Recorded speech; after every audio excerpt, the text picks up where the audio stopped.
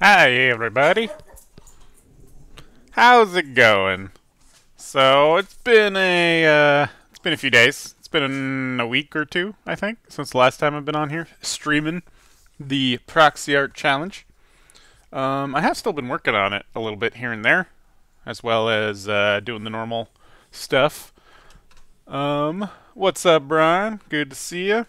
So yeah, let's check back in on where we're at. So the Proxy Art Challenge is actually due in a couple weeks, and that gives me just enough time, I think, to push out the last memory I need to do. Remember, this is 3 memories. You guys have been watching me work on 1 memory so far. What up, Hugo? That memory was it came from a can. It's the collective cult moo memory, as it were. So why don't we take a look? Let's get reacquainted. Let's check back in. Okay. Here's our scene, and like I said, I've been working a little bit. It hasn't changed too much, except one thing.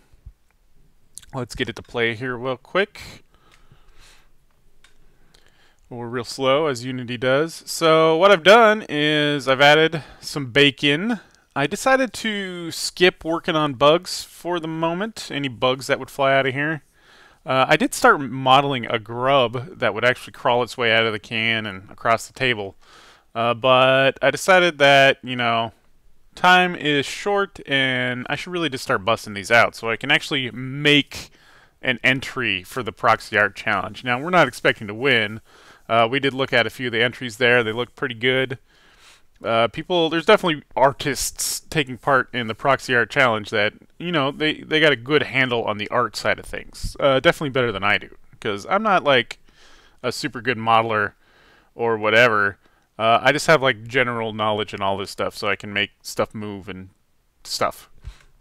So, along with the bacon that I added to our called Moo memory, I've also added just a subtle camera movement where it kind of spins around the whole scene very slowly, so you can get a nice look at it from all angles. And I don't know, to me, it just kind of reinforces the idea of what I'm trying to push with this sort of collective memory. So this one, I feel like it's at a point where it's like, you know what, it's not, fully polished. There's definitely a lot more work that could go into it, but for our purposes, I mean, it's conveying the message I think that I was going for. It's getting across my point. And anything else we add to this would just be polish. It would just be really, solidifying everything a little bit more. But, if we can get the point across, I think that's all that's kind of important for getting an entry into this thing. So we can be pretty okay with that. The second memory that I worked on that you guys haven't even seen is this one. It's the airport memory that I talked about on one of the first episodes. Let's go ahead and bring up our mood boards or sketches that I did real quick so we can get reacquainted. So here was the initial concepting thumbnails of this and sort of stream of consciousness ideas. We had the Colt Mucan idea, we had the LA airport idea, and a creek sort of idea. So the LA airport was it's more of a emotional memory, whereas the Colt Moo is a sort of a collective memory, I like to call it. The LA airport is more symbolic of a memory. It's not meant to be taken as literal. So it's trying more to convey a feeling than it is to like capture the exact scene, if you know what I mean. So here is that memory. This one is even a little bit more rough than the can memory, of course, but I mean it is very just gestural. It's very, emotion, like I'm trying to say. So that is where I got with that memory. So I like reuse some of my effects that I had going on in the last scene to save some time. Very, very simple animation stuff going on with this scene. There is camera movement again. This has a camera that's sort of moving slowly back and forth towards the subject, towards the focus, but it's also doing the reverse with the field of view, so you get that sort of Zolly effect happening. And yeah, so I'm just really trying to capture that feeling I have for this memory in my head. Okie dokie.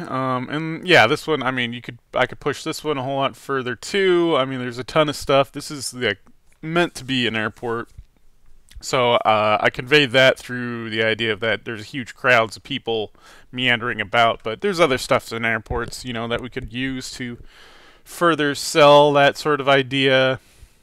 You know, like all the chairs I got going on. There could be more signs on the roofing and stuff. There could definitely be a lot more detail added to the textures as far as the ground goes and all that stuff.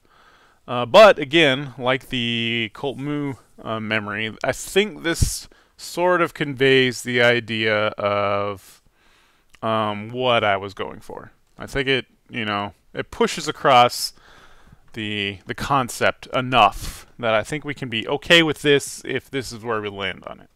Ideally, you know, we got more time to really polish up these two memories a bit more.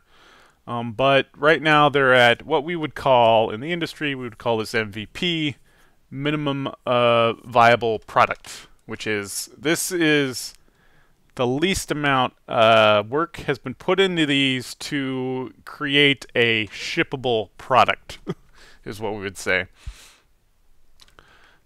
Yeah, so there's that one. And then finally, the memory we're going to start working on today, and for the rest of this time as I stream, when I have time to stream, is the creek idea. Now, I've decided to adapt the idea, because at first it was just going to be sort of the creek, you know, like a lot of people, especially if you grew up out in the boonies like I did, out in the woods, you have lots of fond memories of a creek, perhaps, or, you know, be it living in the woods. I know there's a cartoon that just came out called Craig Creek. I thought that was hilarious. So I've decided to adapt my memory a little bit into more of a moment. So the LA airport memory is it's really a moment it's really a moment, but it's more of a emotional memory. The forest is what I'm going for now. I'm going to call this the forest memory. It's also a moment memory, but it's going to be more of a specific physical memory, I guess. It involves being in the woods and coming across a hornet nest. And basically, the scene that I'm going to set up is me, or a couple of figures in a sort of treadmill modeled forest running away from some bees. So this, I think, will be a memory a lot of people can relate to of, you know, growing up in the woods. This memory, I want to focus a lot more on, I guess, trying to pretty up the models and stuff, because I didn't really do that too much with my other two memories, like the airport. Like I said, this is a very, you know, shape-driven memory. It's very, it's trying to, you know, bring across that idea of emotion versus actual reality. And the can memory, while some of these models on the can are definitely, you know, a little bit more polished, a little bit of the textures are more polished, especially versus the airport memory. It's definitely not like really pushing it too far. Any sort of, you know, like cohesive art direction necessarily. Whereas for the forest idea, I really want to pull that out more. I want this to feel like a cohesive world versus the other ones, which are sort of like snow globes in a way. And this one will still be a little bit snow globy because it is, taking part on a treadmill.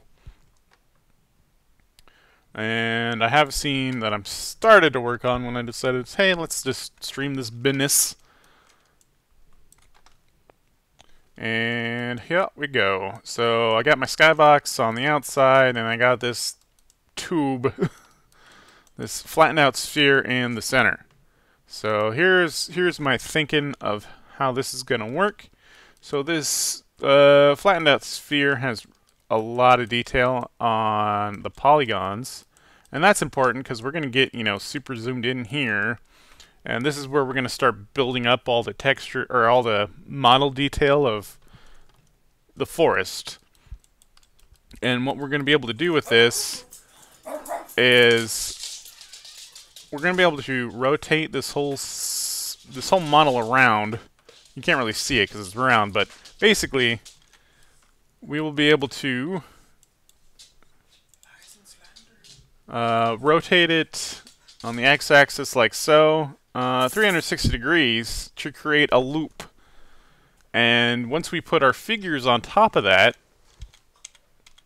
we'll be able to animate them on a treadmill running in place, so that we create the idea of a loop of running through a forest, and then I'll add some effects for the bugs and everything. And then we can just let the animation play, and it's gonna convey the whole idea. Does that make sense? Hopefully it does. What up, Red Summers? We are working on some Proxi Art challenge. We're also gonna check our phone because we got a lot of buzzes.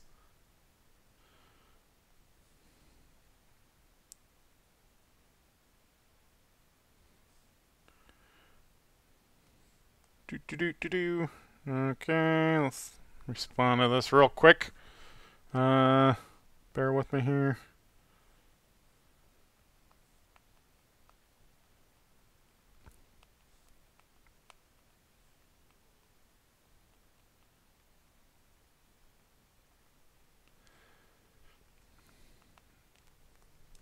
Okay. So, like I was saying, we're going to turn this sphere into our ground plane. We have sort of a vague, ground and sky for our skybox going on. And then we really need to model up this forest idea that we're going with. Okay, so first thing we want to do is our ground plane it definitely doesn't need this much detail on it, so we can take that down just a wee hair.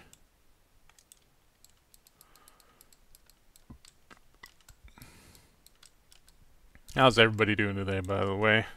It's good to see you all. It has been quite a while. Or, not quite a while, but definitely a while since I've been streaming on here. Hopefully everybody's doing good. Probably about that much would be okay. Because our camera is going to be, you're not going to see the whole picture from the, out here. We gotta frame this bad boy and do something like this, closer like this. Probably a little bit overhead, 3/4 view, something like that. Maybe even a little bit under and behind, sort of like a, what is it? Animal Crossing. Anybody played Animal Crossing on the 3DS? Their whole world is sort of like a sphere that wraps around. Okay, so we only really need a quarter of our sphere. We've talked about this before. Since all pieces are, equal, symmetrical, we only need one that we can, duplicate. And looks like my camera's off. So something you do when you work in Maya is, when you're not working at the scale that Maya wants you to work at, things go a little haywire. So you gotta kind of move your shit around so everything's in view of your cameras. Like so.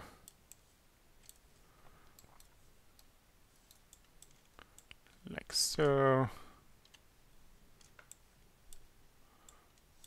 Otherwise, shit's just not going to work right. Okay, let's try this again.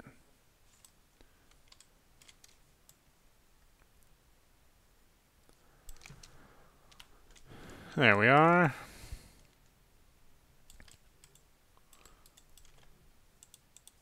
So now, while we work with a quarter of this, you know, you can have 3 more instances of this, and all of them will be the same. And that's how we'll start out. You could even go with less of this, you know? You know what I mean? You could go with a quarter of the quarter and have a really tight piece that like really wraps or really loops itself. But at that point, I think you're going to see, you know, you're going to notice how much details you are duplicating. You ever played a game where like the ground texture was obviously, you know, a pattern? It's because their texture was too small and they duplicated it too many times. So we want to avoid that from happening. Okay. Duplicate special. Oh, I don't want to mirror you. Edit, duplicate special. Apply.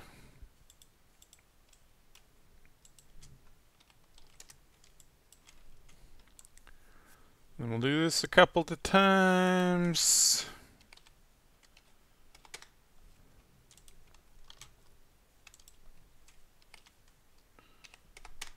Like so. And then, you know, just give you an example of how when you edit one, it edits all pieces, right? Just like that. Except for this last one, because I accidentally just duplicated that. I duplicated normal, not special. And that's a problem. Oops. There we go. Yeah, see, now you can work on all faces at the same time. All quarters of a project, yeah. What up, Proxi? Everything's going good, just working on some stuff, some art 3D stuff. Hopefully pad out my portfolio a little bit. And we're working on a forest memory, as we would like to call this one, versus our airport memory and our Cult Moo memory. Okay. There we go. So what I'm going to do is I'm going to work on this so that like 1/4 of this is just at the top, so it, you know, makes more sense visually. So I'll just group all this together and then rotate it, you know, 45. That way I'm only working on the top piece, and that'll make more sense to my, you know, my brain hole. Okay, so what is the easiest way to do this? I think I want to go ahead and add some frames to this, because I'm just gonna right off the bat here, I'm gonna come in and add a little bit of animation.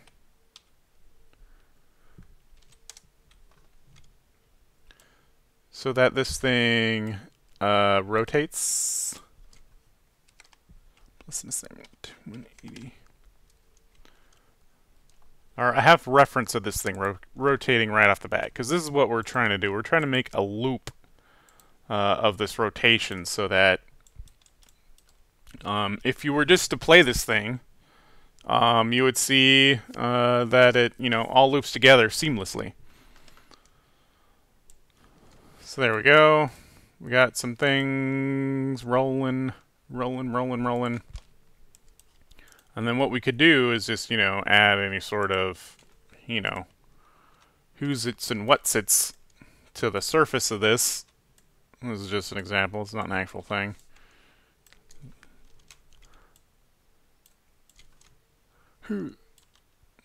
Like so. And then as long as these are in the, you know, right group, when we preview this as we're working on it, we'll be able to see these wrap around. Okay? Hopefully this is making sense to everybody. So it's not the characters that are going to run around this this world. It's the world's going to rotate under the characters. The characters will be trapped in place, running around a forest environment, and run from some bees, and it'll be all good. So, first step I want to do is I really want to sort of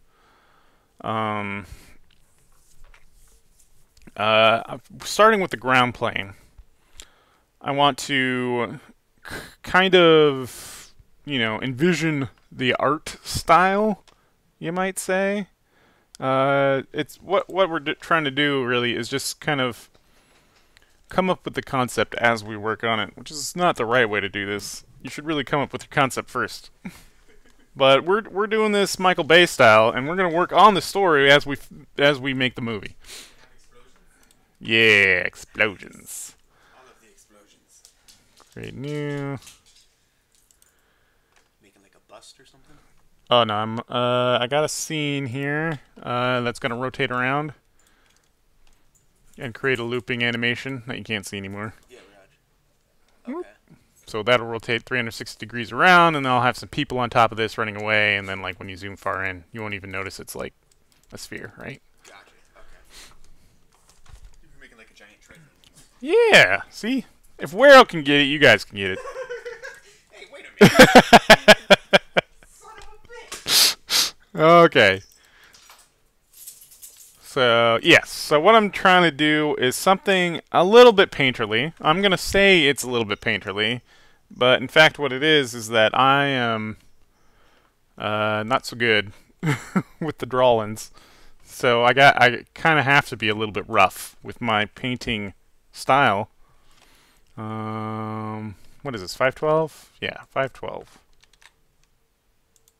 that right? That sounds right. I think that's right. So let's go ahead and gradient something like so.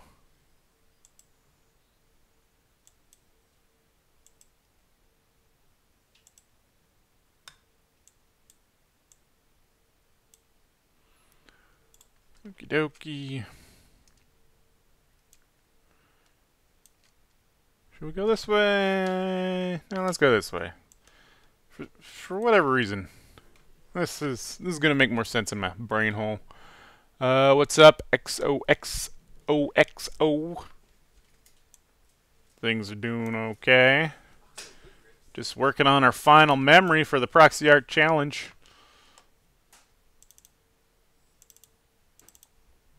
The forest memory.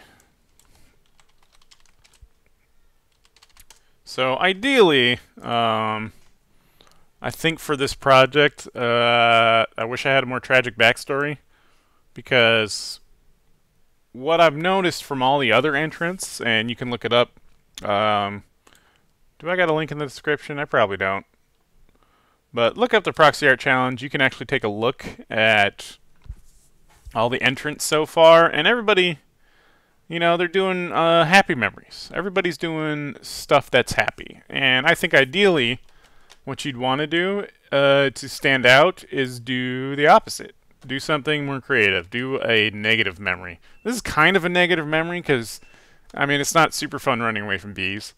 But it's not the kind of, you know, like Peter Quill's mom dying of cancer memory that I really wish I had to be, you know, be a little bit out of the box, but that's okay. I guess it's okay. And the most unrealistic thing about that movie is the fact that he's had headphones for over 30 years. That's true. Like flying through space, I can get that. So, model forest, ground plane, here we go. Oh, that was probably super loud. I'm sorry for your ears. Okay. We are going to rotate this. We got our UV texture on here, but it's facing the wrong direction. So we're going to go ahead and fix that. Rotate. I don't wanna rotate that way. I wish. Modify. There we go. Is that right? Yeah. We want to rotate 90 like so. Here we go. Now we're getting somewhere.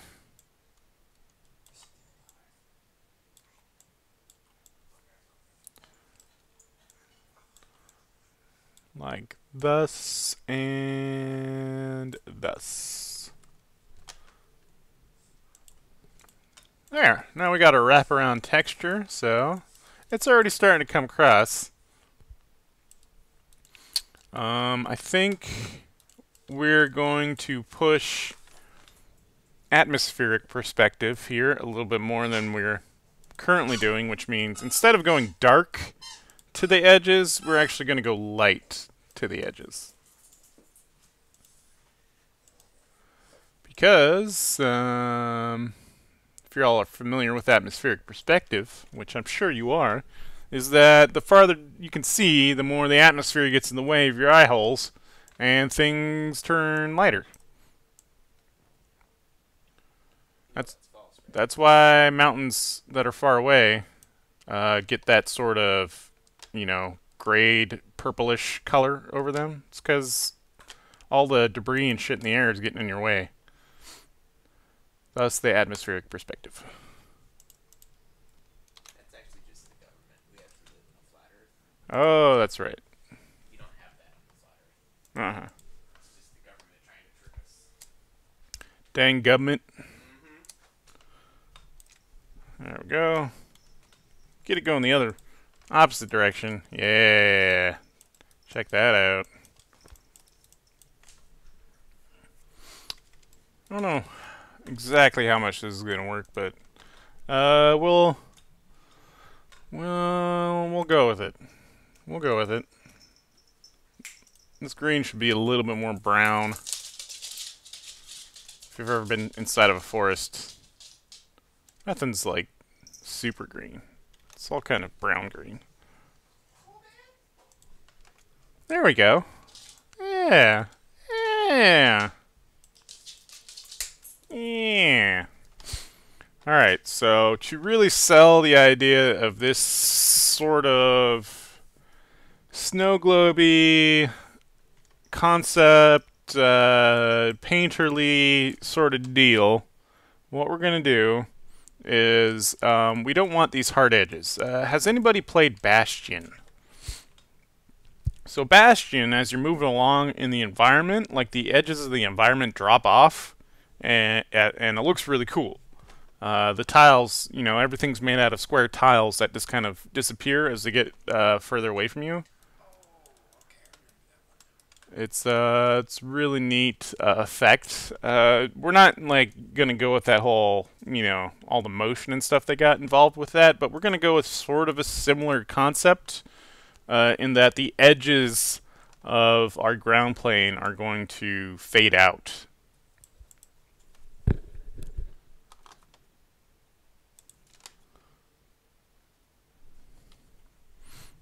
Let's get our trusty stylus going on.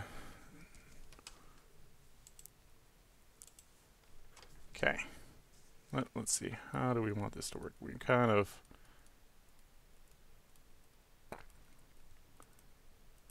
Like a custom brush that you did, or is that something that... this is a brush that comes with Photoshop. Kind of, but it's a cool like textured brush, which is really what all we're going for here. That's something that must be in the newer stuff, because I don't remember that being in my version. My version's also like 15 years old. So The whitest parts are the parts that it's going to knock out because I'm going to invert this eventually. Because white is actually opaque and black is transparent. But let's pretend I know what I'm doing. Brian, I know you're judging me.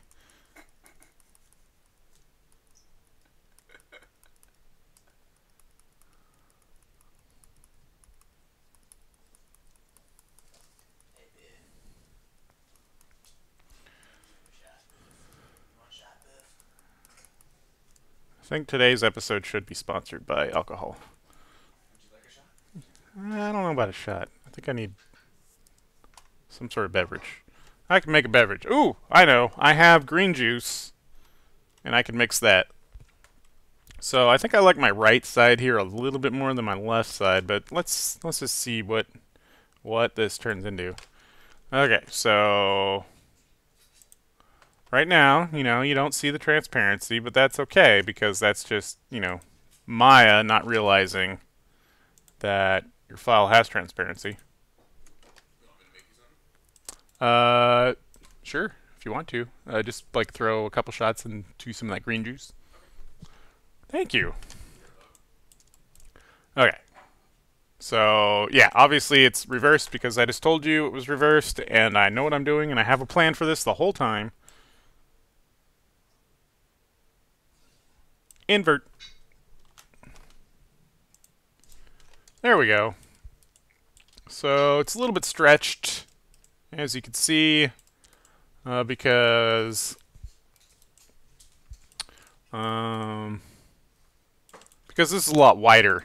This is a lot wider than it is the other way. So what we're going to do, I think, let's take a look at our UV wrapping. Let's see if we can't do something about this a little bit. Like, does stretching it this way really help at all? No, it just kind of gives us more of this deal going on. Which we'll still probably do that, but we don't want it right now.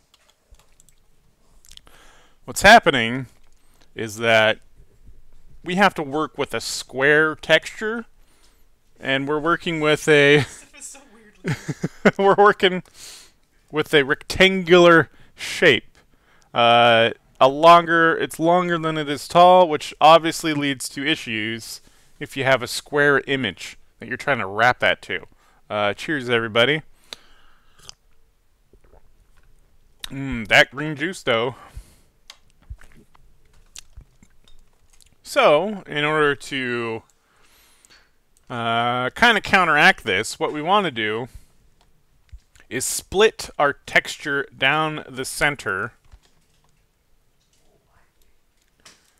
and duplicate that.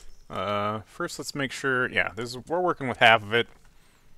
So we'll split off, here's what I'm working in. This is our UV editor. This is how we edit the wrapping, the texture wrapping of this physical shape. So we're going to split this off here with split. I'm going to move it. I swear we're going to move it. There we go. Up here. So that basically we've doubled the amount of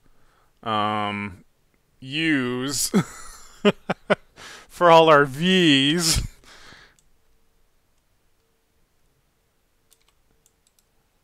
And then we're getting double the texture space out of this bad boy. I'm also going to stretch it a little bit this way so it fits a little better. So that should in turn give us a little bit extra detail going on this guy. It does mean this texture runs twice over the course of each panel, but we're not worried about that. I think we'll have enough texture detail that we'll be able to deal with that. The second thing that I think we're going to do is to get more use out of this sort of basic ground texture is we're going to do a little trick I like to do, which is we're only going to utilize half Aw, Mog is sad that her toy is stuck in the cat tree. Anyways, here's what we're doing. We're going to utilize half of this texture space and basically use a trick to mirror this texture over to the other side. Understand what I'm saying? Does anybody understand what I'm saying? Because I don't understand. Let's get some more of that mottled texture going on. Our favorite sort of detailed brush.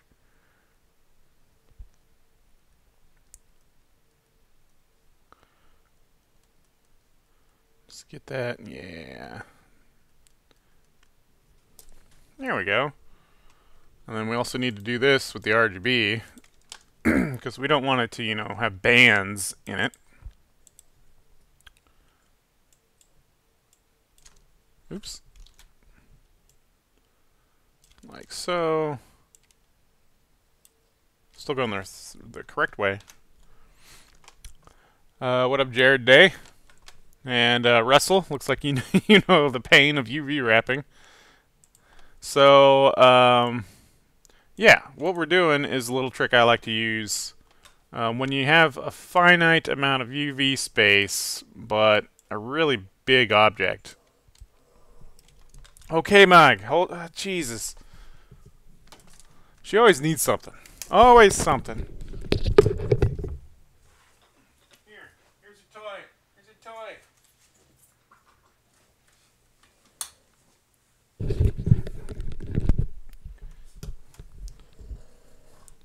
So when you're working with really really low poly stuff, hopefully I cut this in half. Let's take a look. Nope, one more band. When you're working with really low poly stuff, really low texture space, every little pixel really counts. And that sucks when you need to make like a circular texture, because a whole circle takes up a ton of space on a UV map, and it's not very efficient. So what can you do instead of using a whole circle is you do basically what I did with this shape and turn it into quarters. And if it's symmetrical, you only need a quarter of the space, that little corner up here, to make a texture with, because you can then use your UV wrapping and rotate it around so that each quarter of it is using that quarter of texture space, and then you got a full circle out of 4 quarters. So we're kind of doing a similar thing here.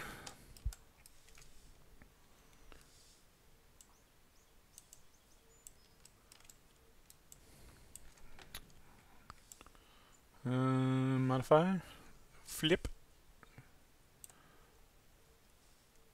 by using halves. We're using halvesies.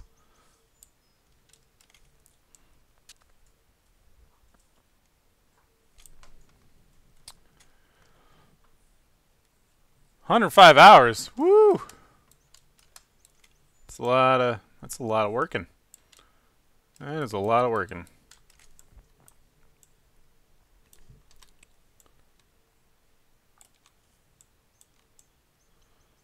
Okay, there we go. And then now our texture is split up even more, but we'll have more detail on it going in the, on the sides. Cool. So that's giving us a little bit more, a little bit more bang for our buck. But we want to push it even further. Thanks, Mog. I'm glad I got you your toy so you could be super loud, squeaky with it. Good job.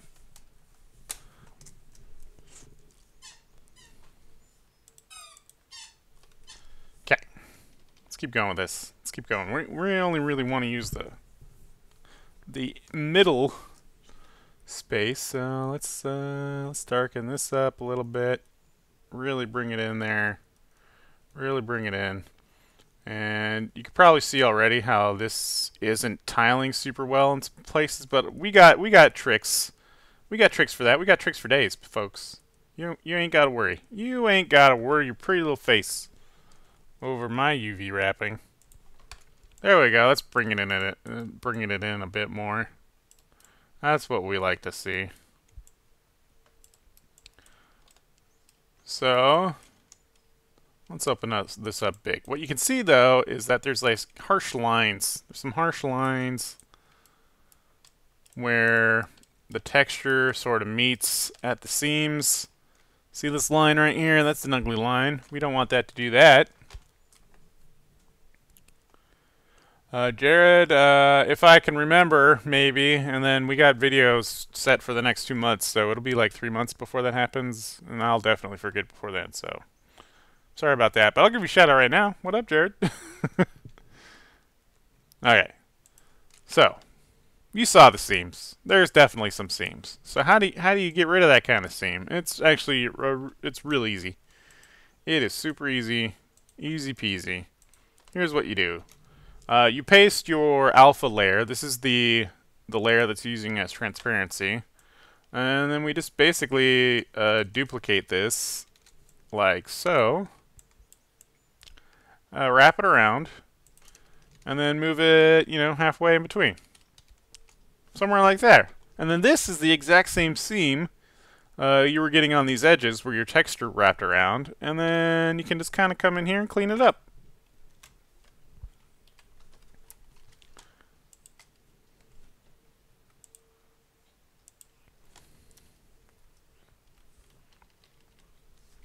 And this will get rid of your seam because you're cleaning up your seam.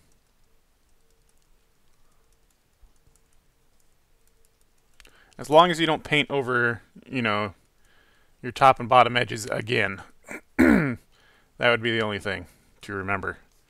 Because then you're just going to create another seam because you will not be symmetrical at that point. So there you go. Something like that, and then now this is going to wrap a whole lot better, except remember this is a layer we added. This isn't your alpha channel. Because you can do things to layers that you can't to channels. That's why we did it that way. Save that, and then we come back in Maya, and lo and behold, our seam looks a whole hell of a lot better. It's not perfect. It's not perfect because, our edges don't exactly line up. But we can get that a little bit better with snapping.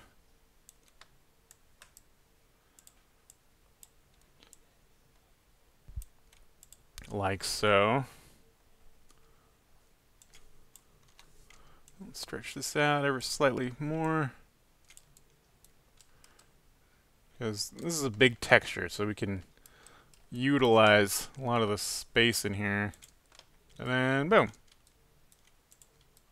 There we go. No seam to be seen. Except for this one right here, in between these two spaces, but this seam is going to go away once this all gets welded into a single object. So you don't got to worry about that seam. You only got to worry about your texture seams. Okie dokie. So now we got sort of the foggy, fuzzy edges.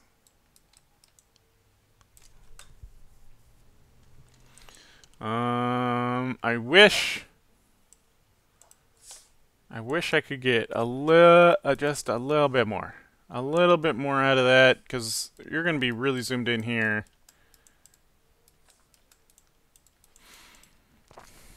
So I think what we're going to do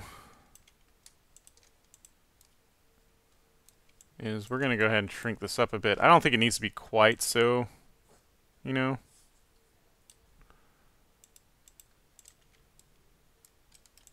quite so long.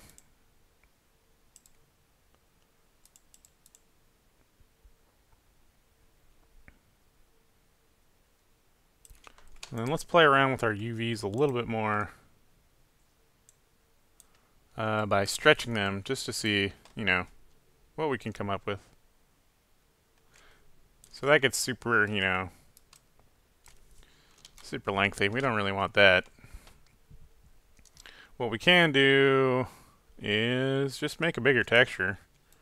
That's one trick we could do to get a little bit more detail out of this. But you know what? For right now, for MVP, we're going to work with this.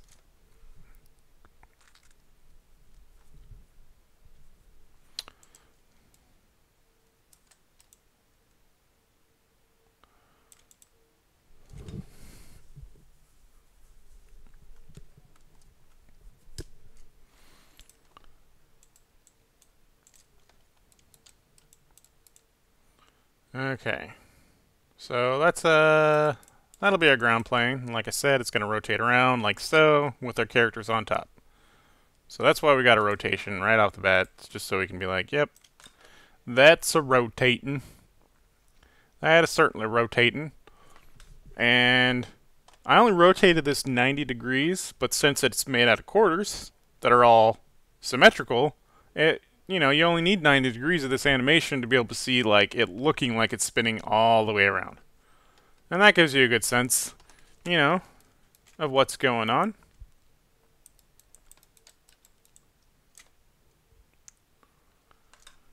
Now, what I think is I'm not really liking the sort of cotton pulled felt sort of texture detail that I'm getting out of this brush. So maybe we want to try a little bit harder to be artsy. That's the official term here. So let's find a different brush. Something like this. And let's just be committed. All right? Let's be committed to what we're doing here.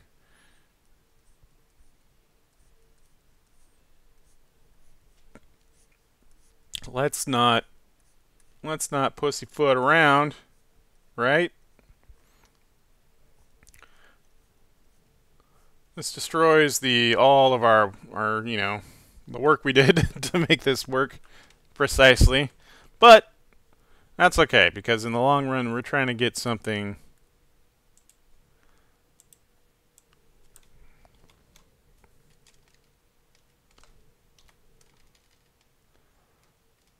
that we're happy with.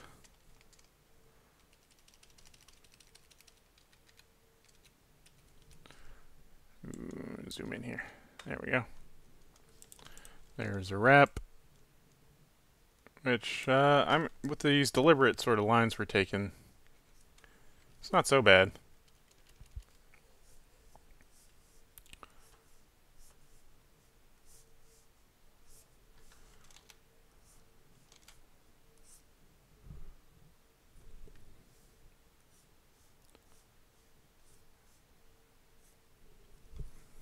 And yeah, the idea behind this is that we want it to look more intentional and less just random fuzzy.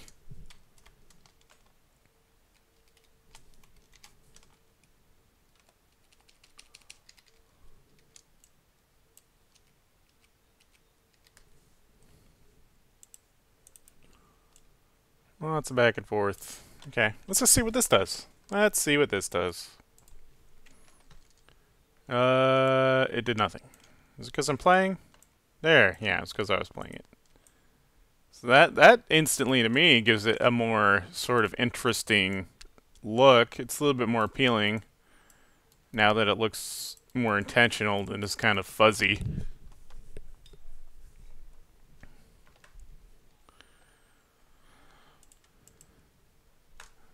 And I think I want to take back one of the things I did.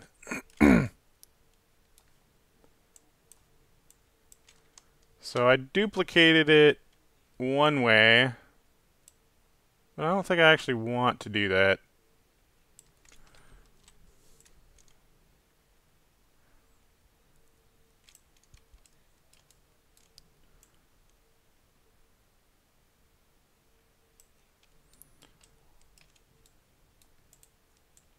Let's make sure I got the right seams here. I do.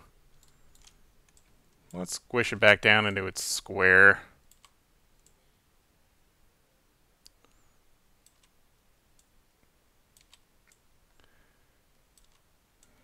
because it was getting a little bit too stretched. Since I, duplicated it horizontally and vertically, oops, it was just, it was just stretching too much. And once again, Maya's new UV editor is it's real bad. It's real slow, runs super slow for no reason. All the buttons are gone. You gotta dig through menus to find everything. I don't know what they were thinking. There we go. That looks less stretched now, which is good. It looks more intentional as far as the drawing quality. So now let's go and add some texture detail, some color detail. Because this is supposed to be, the ground. It's supposed to be like dirt and stuff.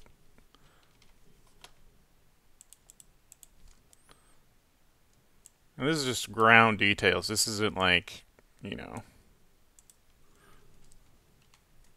or it's a sort of, think of this as more of like the underpainting of what the ground is. So we're going to come in here with, big shapes,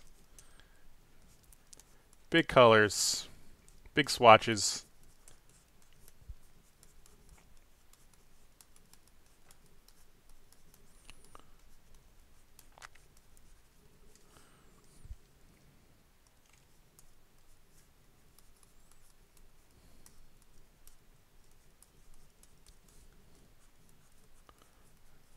And just try to get it like, trying to plan a lot of detail in here, but do it in a painterly way. Does that make sense? So we're coming in here with a lot of colors. It's a lot of colors.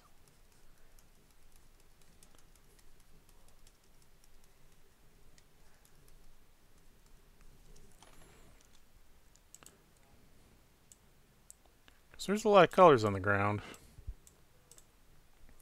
I don't know if you noticed. Fucking dirt. Dirt has lots of colors, man.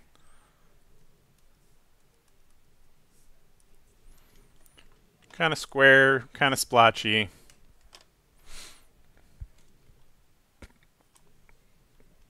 And we're going to do a lot of going back and forth. Right? We really want to sort of come to terms with what we're doing. So we need to get that sort of back and forth validation happening. Then we're going to come in here even smaller. Even smaller. Put more details that are small. Just really mix it up.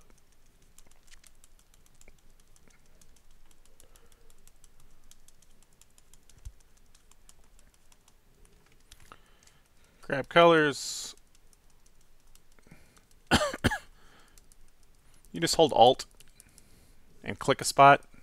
That's how you sample a color in Photoshop, which is one style of painting I have learned and sort of picked up for this kind of work, is that you kind of just have your palette in the scene and you keep working with it by hitting Alt, grabbing a color, painting, hitting Alt, grabbing a color, painting.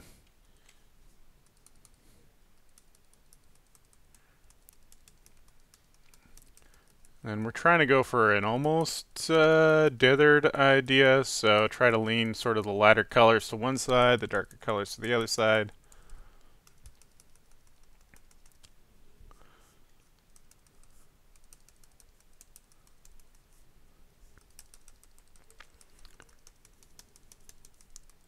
Different sizes of brushes to really,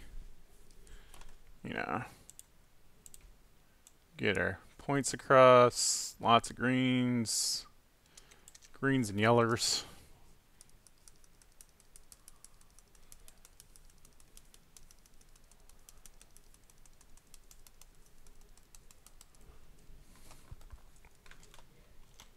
Save that.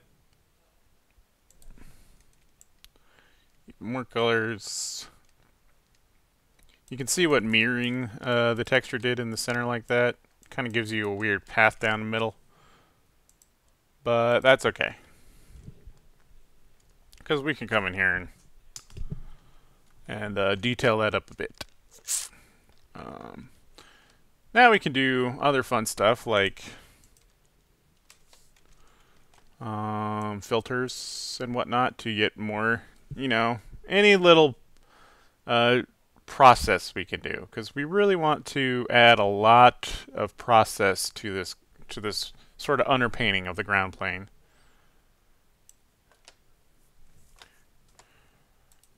Just a whole lot of shit.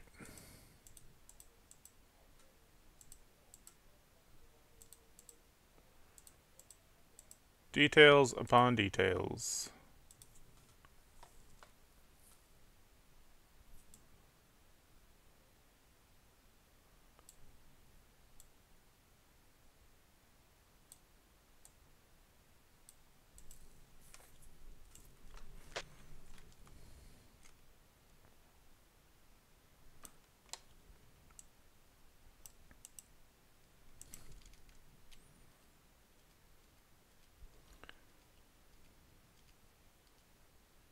Always be looking.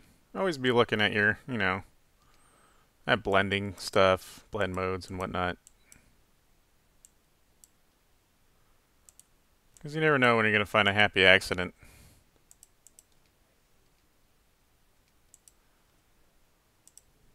Like, this is kind of interesting. Just really punching up that value. But do we want it that level of vivid? I don't know. I don't know if we do. I don't think we do.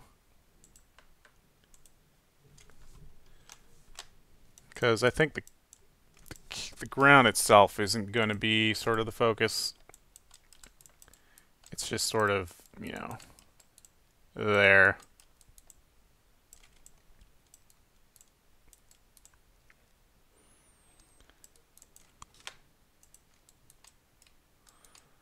Then imagine some guys running across this.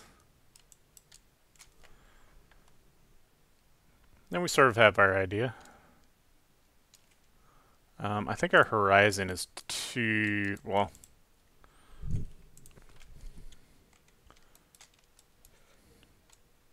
yeah. We need our sky plane to be a little bit differently positioned, but that's okay. We can easily do that.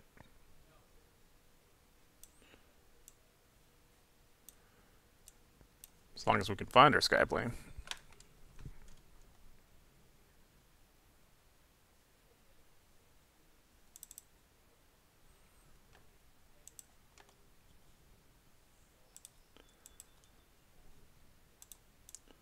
And we can borrow, actually, this image to reinforce what our ground is doing in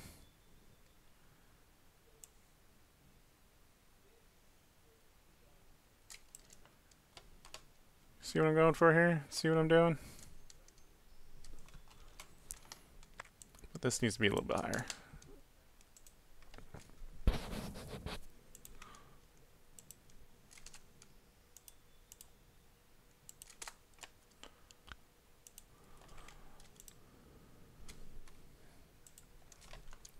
Gradients for days.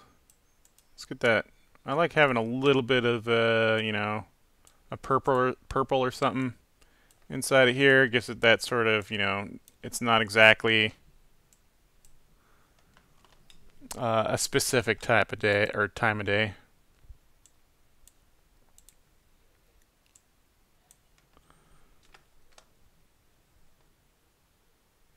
And then, you know what?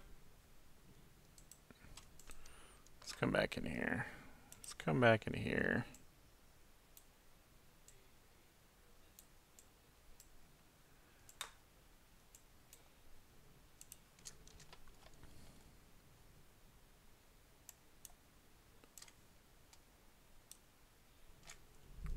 Let's see if this is about where we want it.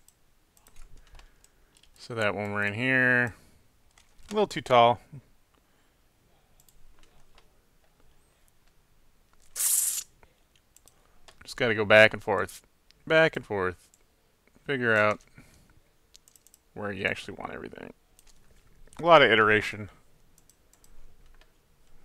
Again, a little bit off.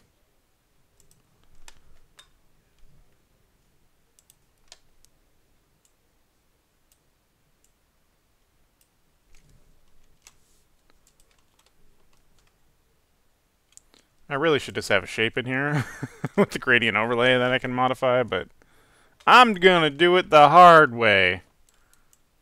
There we go. It's a little bit more vague and fuzzy.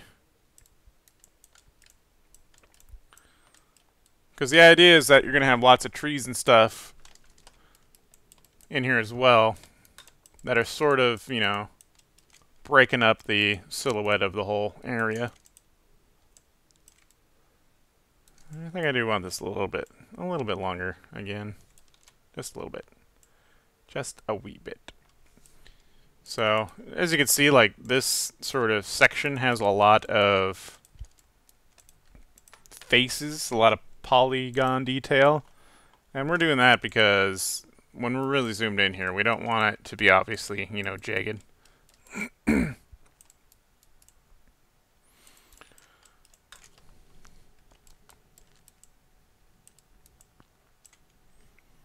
I think we're mostly okay with that. Let's get this a little bit tighter as far as that goes.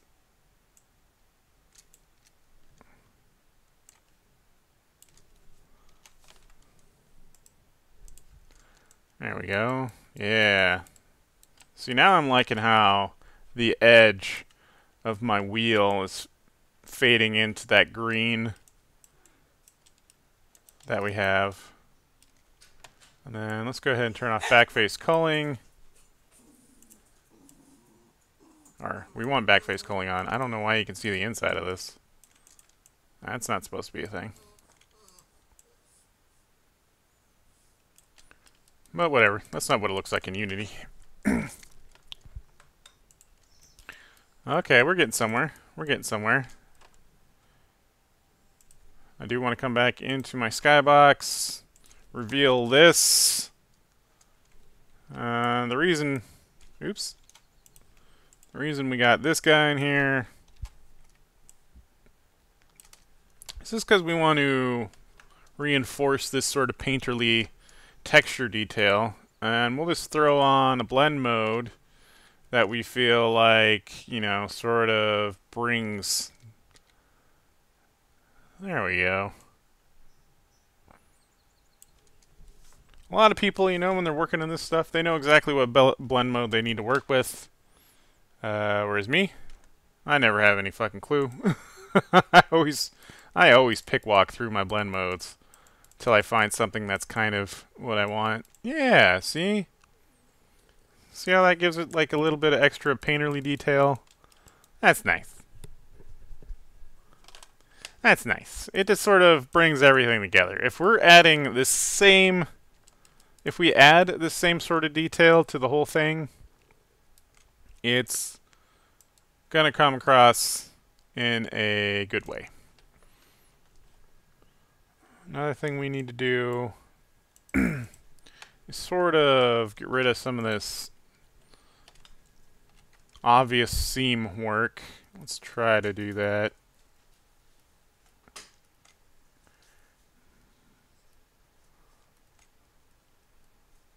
By bringing some other colors into this line in the center. This is, you know, doesn't have the same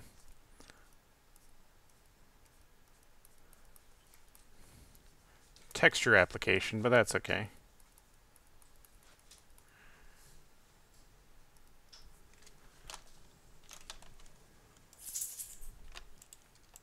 Yeah, that breaks it up a little bit better. Just a wee tad.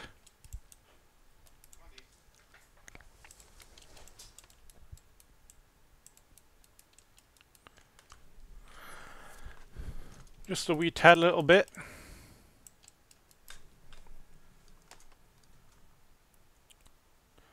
What up, Thomas? Thanks for stopping by. Glad you enjoy the content, even though this is like not the content you are used to. Let's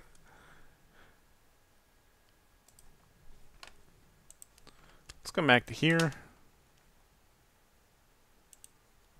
It's really, I think I want to lower our gradient again, just ever so slightly.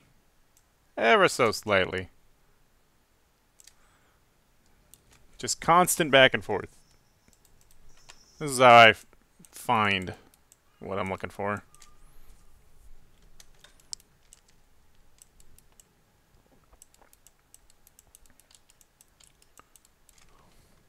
And that did give it a little bit more saturation when I blended those layers together, which I don't necessarily want. So I can add in a one of these guys. Sort of gray it up a bit. Get rid of some of that saturation, flatten out the values. There we go. Sort of let it all blend together a little bit better.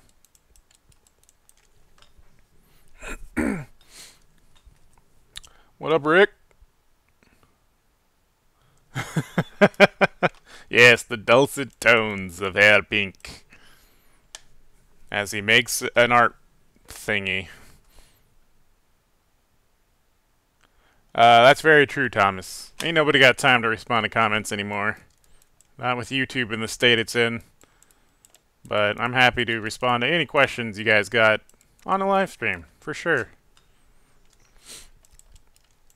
Okay. Here's where I want to get into a little bit of fun. We're going to play around with the shape of our ground plane a little bit, just to see if we might do something fun like.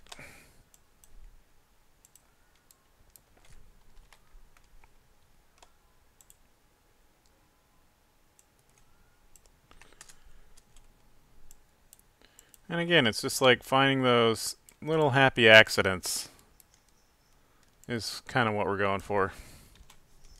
So we're going to go ahead and save this so we can come back to it if we should fuck it up, which is, you know, high probability.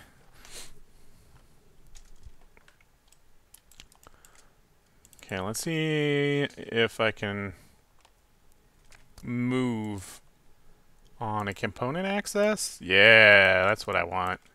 So I'm going to come in here and kind of grab, soft select things, and just really, you know, give our ground a little bit more, you know, detail.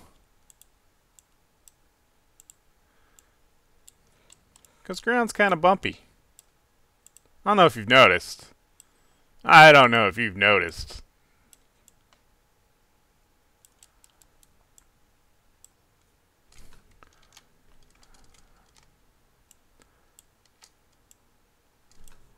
So, since this is, you know, it's not mirrored, it's just an extra rotation. You gotta kind of grab both of these guys at the same time.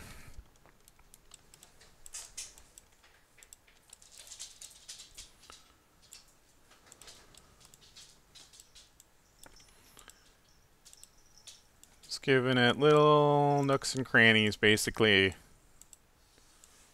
Get some idea. Get a vague notion.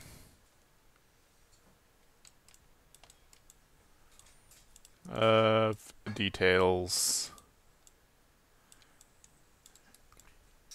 I can definitely have more obvious detail towards the edges, because we're going to build up these edges anyways. These edges are going to have a lot of trees and whatnot. It's going to look sort of like a pathway inside of the forest. A forest path, as it were. That's true, Thomas. YouTube don't care.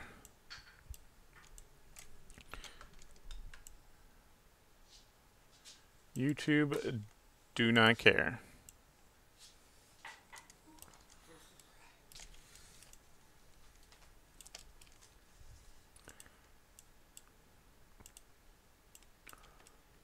So we want to avoid sort of doing this kind of stuff in the center too much, because that's where our little dudes are going to be. They just make it like terrain. Mm-hmm.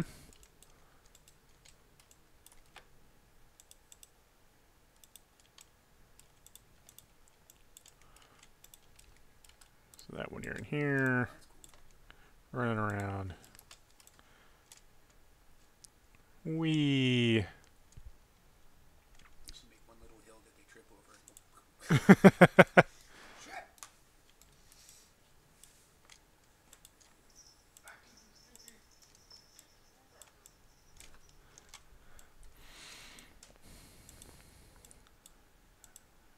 Just little details upon little details upon more details upon more details. You're just constantly building up more and more details is really what you're doing here.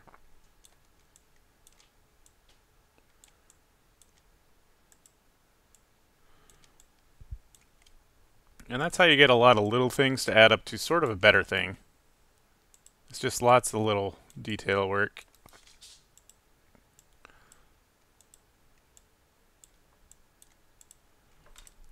At least that's how I do it. I'm sure there's people that, you know, can come into this shit.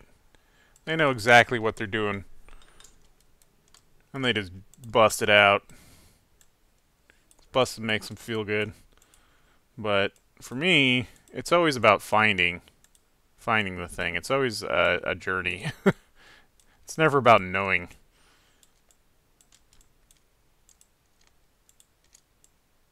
Which I don't know. I don't know if that's typical or not. But that is my experience.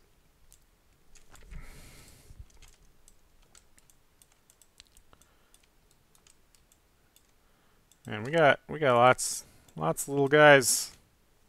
Lots of little guys here, so this, you know, there's lots of details to add.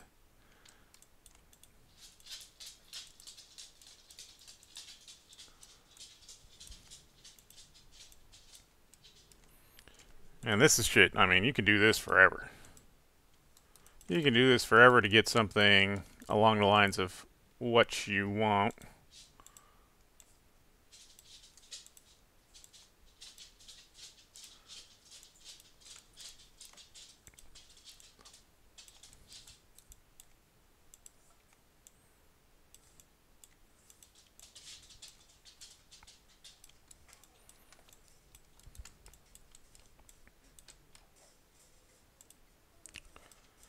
More. More and more and more. And forever and always I will be messing with ridge details.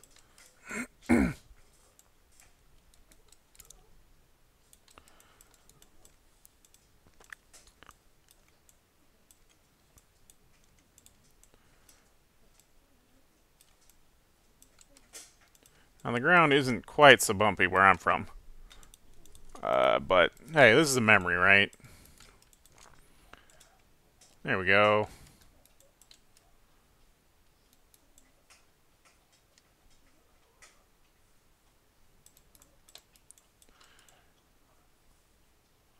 So that's a pretty okay wheel wheel of terrain, as you might call it. We could even modify our shape further if we wanted. Like this. If we wanted it to be like real subtle.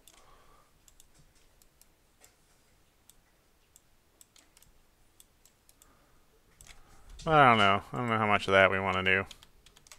I like the big Mario Galaxy sphere that we got going on here. Okay, so That's pretty okay. I need to do a little bit more work on our seams. So let's make sure we don't fuck those up. Or forget about them, you know. Otherwise, you're going to have a nice, like, flat line all the way down all the way down your model. And that'll be obvious. So, we don't want that going on.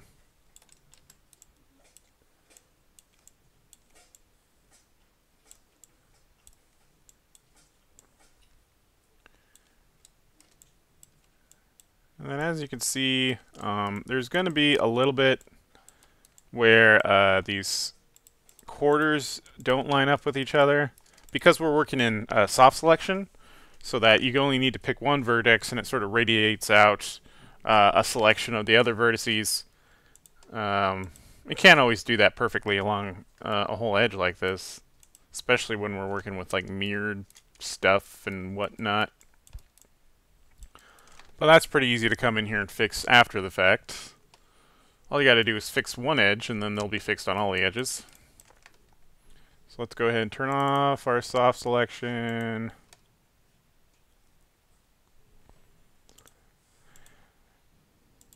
There we go.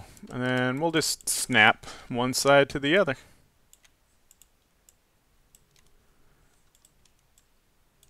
So they line up all nice and pretty like.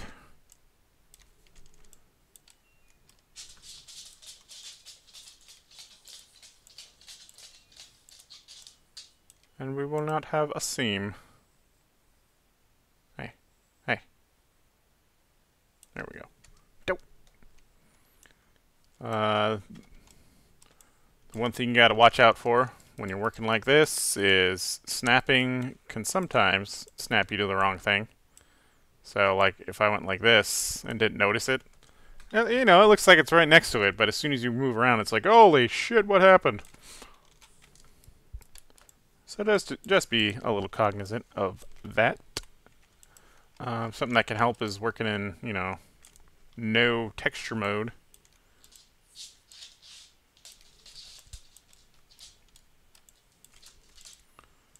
Ooh, these guys got way off. But that's okay. Easy fix.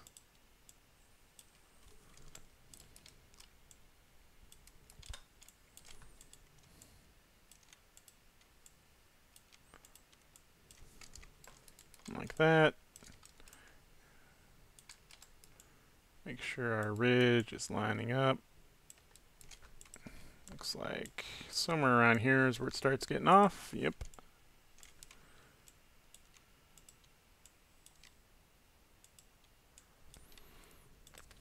And then it's, you know, just a slow process of going over all your vertices, making sure they line up on the edge.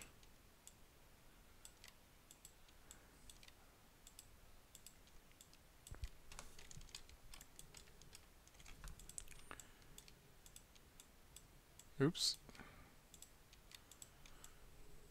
Line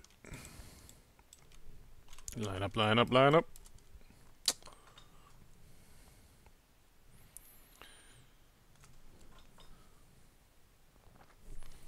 Thomas says, did you get too much negativity on feeding the dog that plate of sausages in that video? I mean, we got a little bit of negativity from a select few people who, like, see a single video and assume that's, like, how you treat your dog always. Like, all we would do is, like, how much does breakfast sausage cost versus dog food? Like, just on that alone,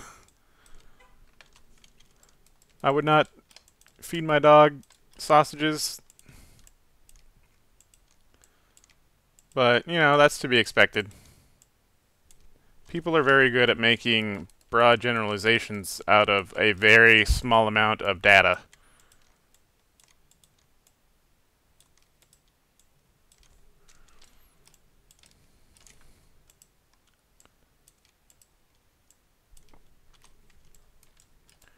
And that's just, you know, That's just how people is. So you get over it.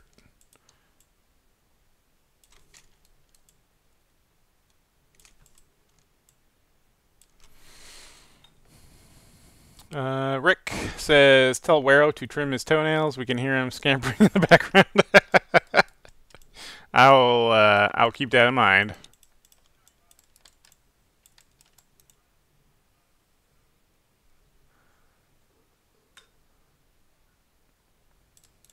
So you do have like a noticeable seam here, but that'll go away once these shapes get welded together in the end. And to be fair, that kind of seam might not even show up in Unity, so we might not even worry about it, but we'll see what we get.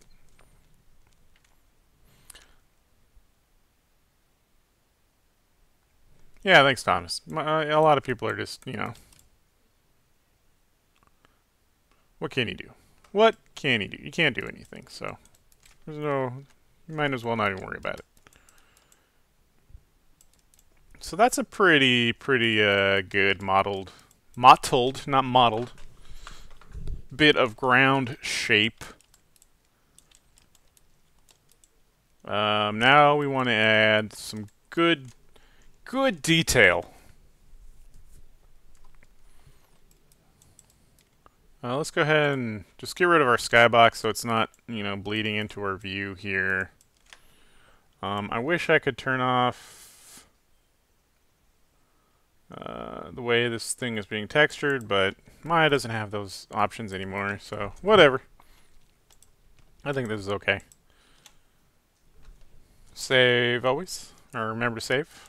Save your files. Save early, save often. Okay. So, real quick, like, let's get a figure on the scene. Or something approximating a figure, so that I can have an idea of their overall scale I want to work with. So let's say a person that's going to be in the scene is about this big. Ooh, you're going the wrong way, buddy. Oh, it's because I'm still moving in component space. So if one of our figures is about this big, that's going to inform us of, you know, how big are trees, how big are bushes, and everything else is going to be.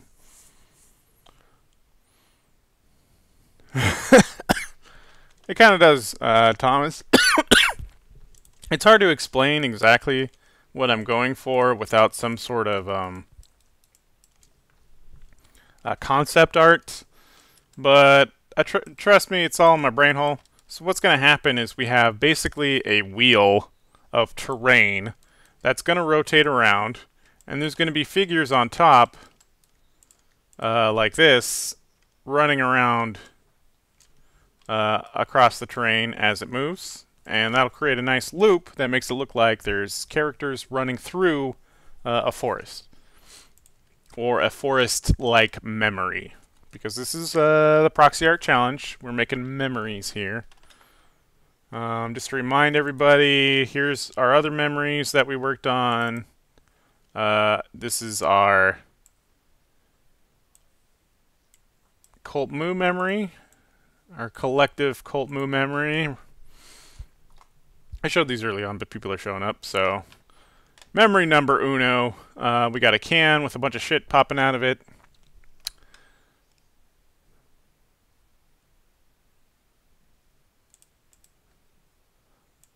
Then we have memory number 2, the airport memory.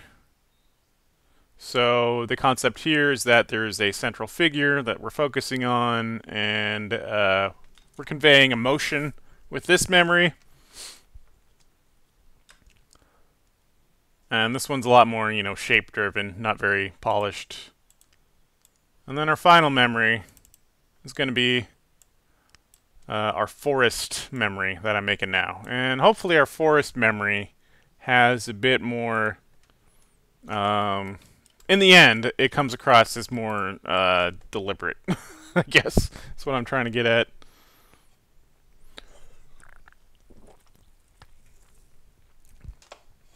Where our first memory is kind of a hodgepodge of ideas.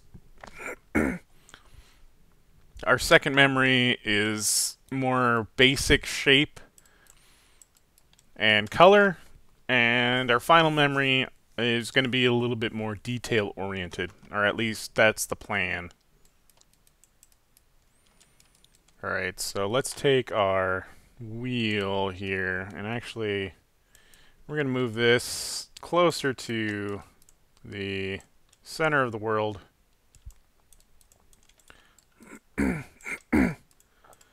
Just because this is where Maya likes it to be. Where Maya likes to build things. And that's okay. And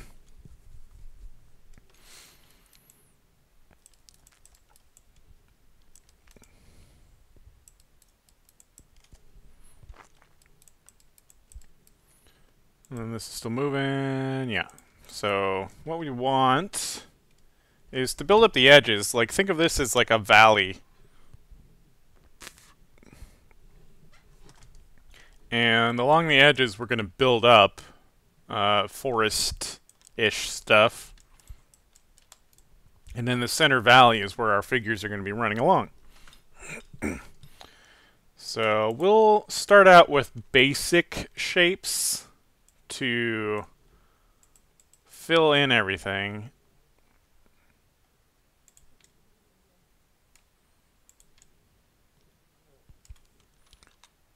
Just to really rough out, you know, our concept.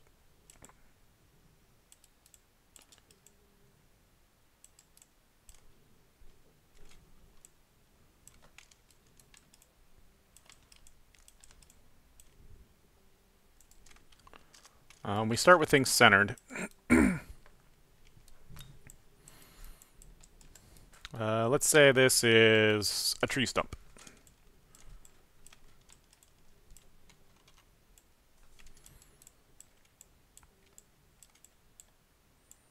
And this is not going to be the final version of what ends up being a tree stump here. This is a placeholder sort of thing just to convey the idea of a tree stump along what we're working with.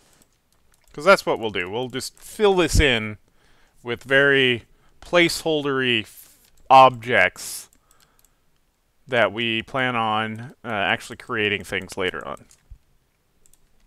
Because the creating of a detailed tree would take the rest of this stream, whereas if we do all the layout work instead of, you know, the detailed work, we can sort of convey our idea a lot quicker. So let's say this will be a tree.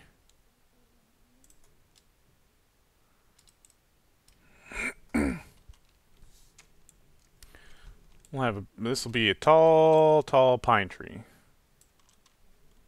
Or not too tall. About that tall.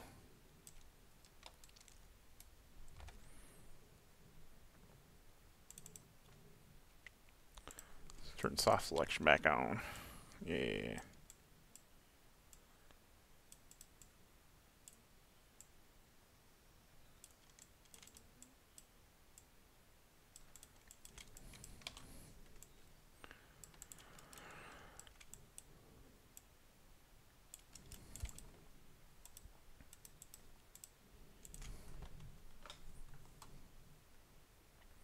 Alright, have a good dinner, Thomas. Thanks for coming out.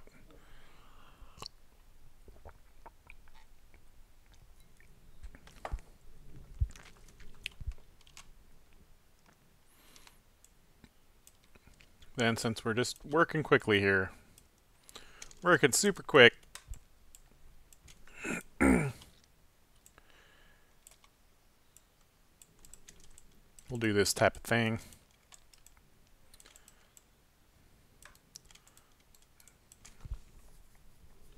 So, pine trees. Pine trees have branches that go down instead of up, like a leafy tree would.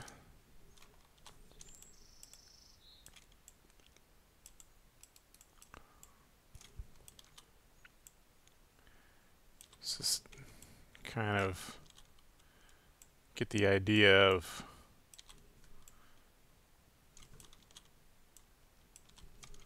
a branch going on here. The vague concept of a branch. Remember, this is not final work. This is not final work whatsoever.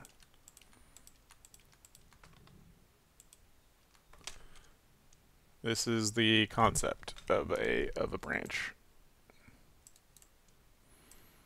A branch would what? It would do this sort of deal, right? Probably. It's gonna be something like this. Yeah. Yeah.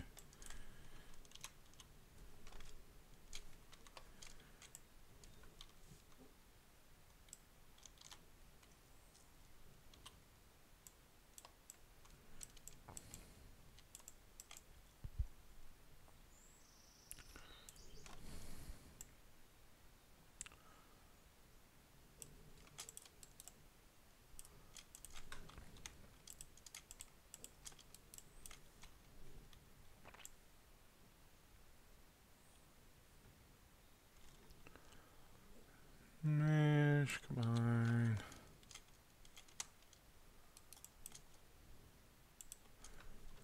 Remember, we're trying to get this knocked out as quick as possible.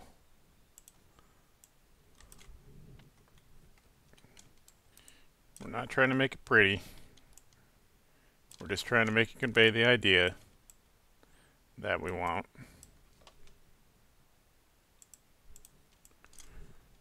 There we go. And then now I can come in here with more branches.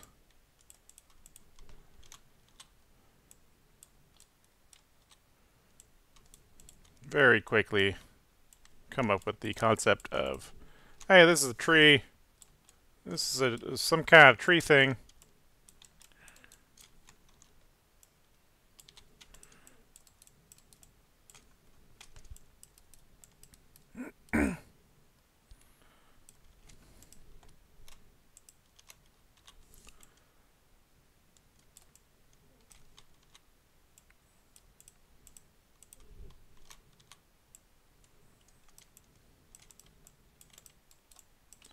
Let's see, we're running this way, so let's make sure that, you know, this thing is built to the direction we're looking at it.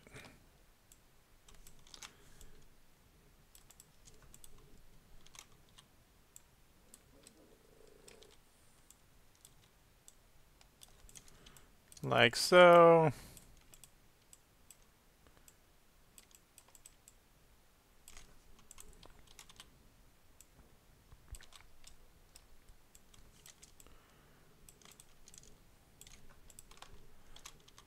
We'll just go ahead and put one of these on top.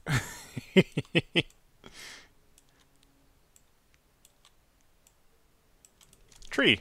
That's a tree.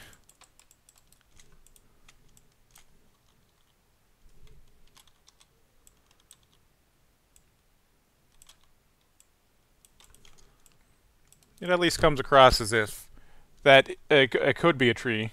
The idea that it's a tree. Then we combine this.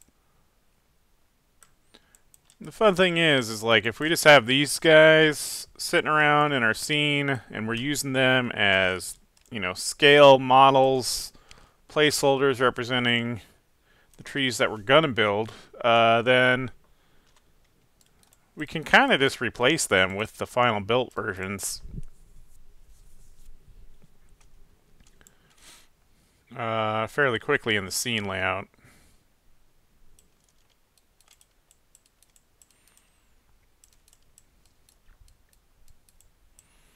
So we got a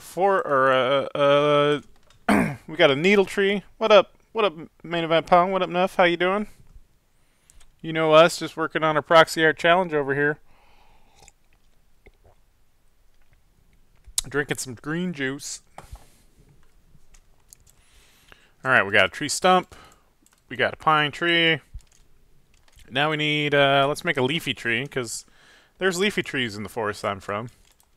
Which, that's going to be kind of easy, I hope.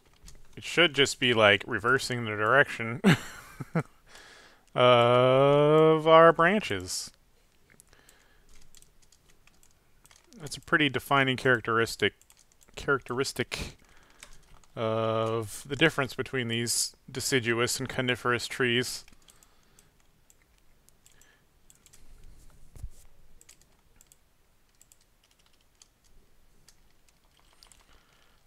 And we can delete some of these lower branches that wouldn't exist on this type of tree.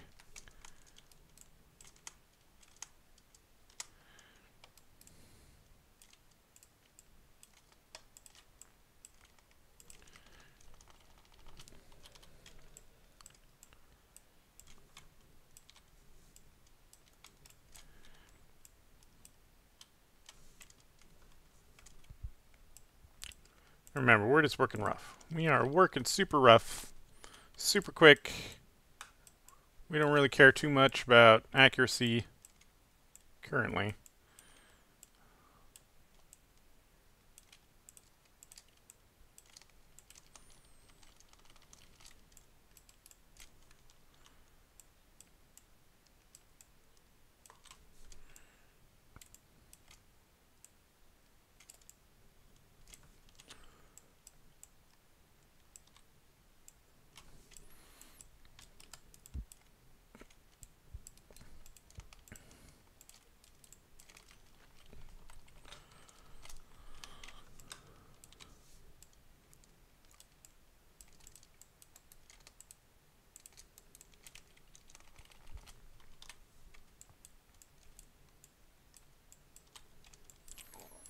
There we go.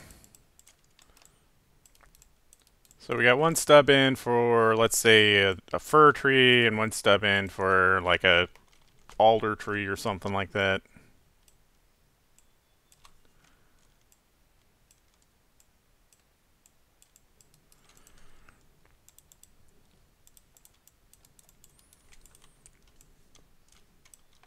These trees are, at least where I'm from, usually a bit shorter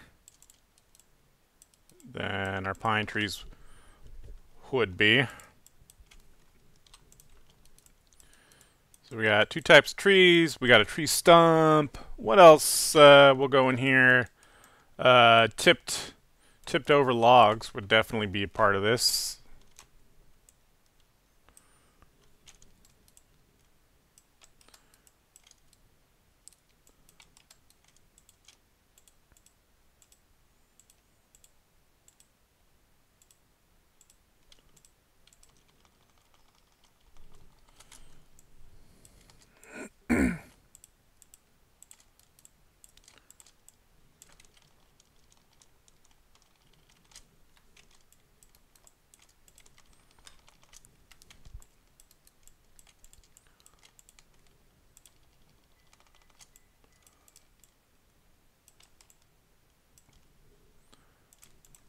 Something a little bit more, you know,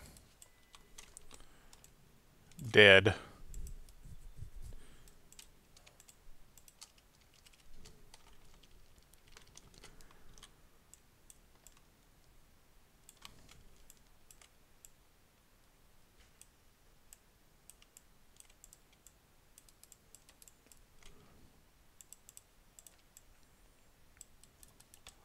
So we'll have a few of these. It'll be fun to have like one of these where the character might jump over it in the animation or run around it.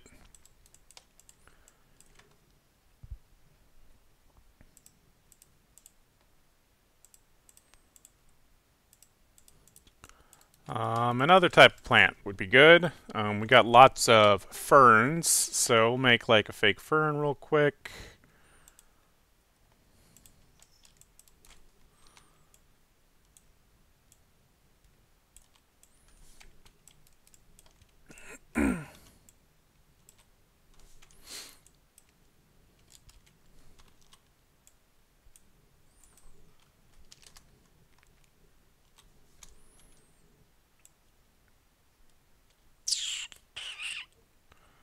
Just play reverse.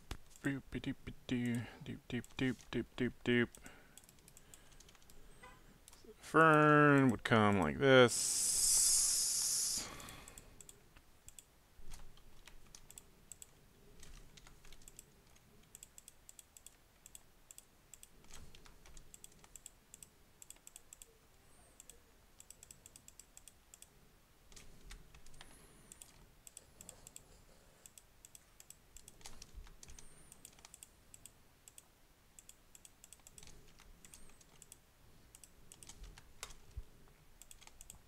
They kind of taper back into themselves down at the bottom. So.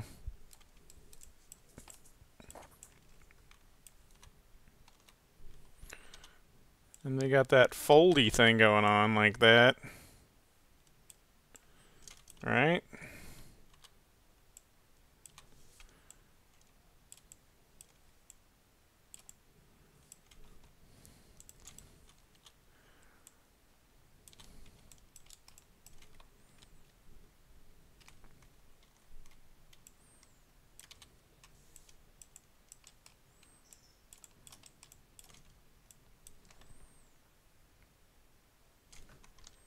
And I'm leaving these square like this just so it's like, these are obviously placeholder.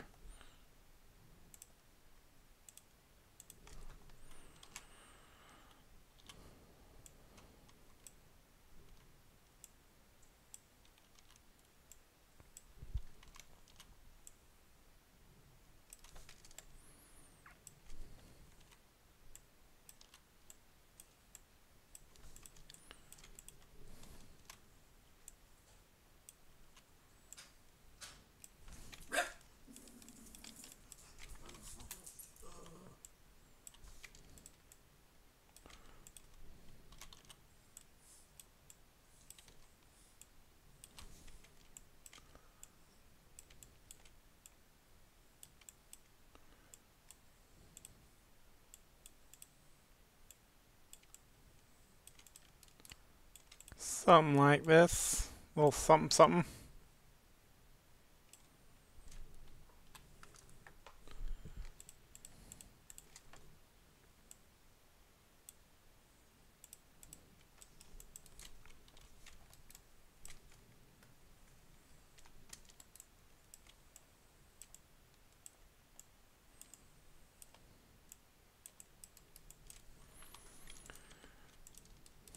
So we got a fern, we got a stump, we got a tree, we got a knockdown tree, we got a leafy tree. What's some other stuff? We'd probably have some bramble and some other types of bushes to sort of fill in the stuff. But maybe that could be more of like back painting or whatnot. I think for now we can work with these guys. So layer 1 will be our pine trees.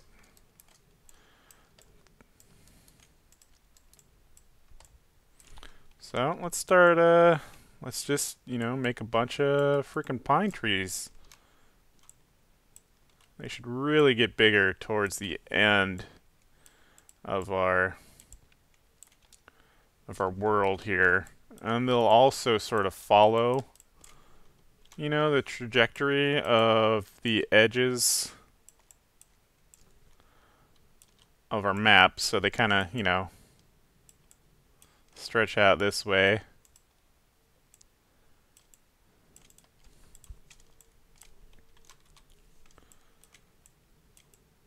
And if they're over here, they would go this way. They're just following, the terrain. What up, Nestle the Wonder Cat?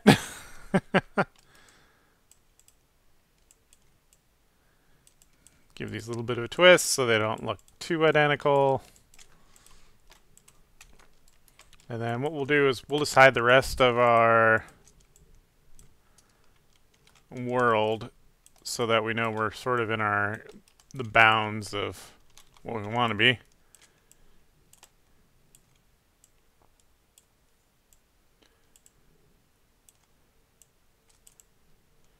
Make sure that's in the geo. I'm just gonna pop out even a little bit more. Be big, big, big.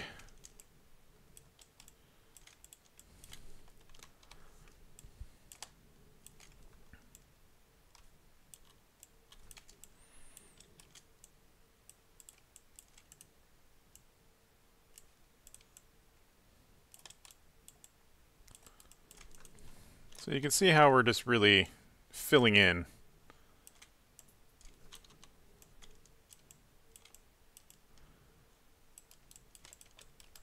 Filling in the concept of what this little forest action is all about. And then we'll have some leafy trees sort of closer, because generally our leafy trees will grow at the edge of a foresty area and not necessarily in the middle of all of our forest trees.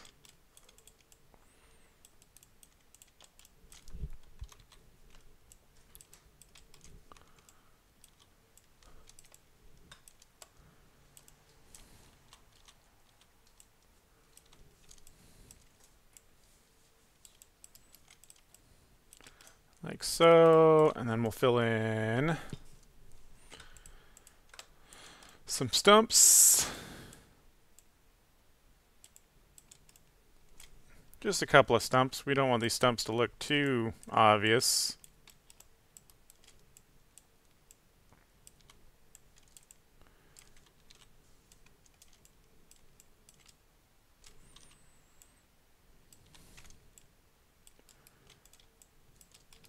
And then what's fun about, you know, setting up our environment in this way is that each one of the quarters of the ground plane, while they're all the same, geo and everything, you could totally lay out each section differently to get it more of a unique feel to each section, so that when this thing does run around 160 degrees, everything's not exactly the frickin' same.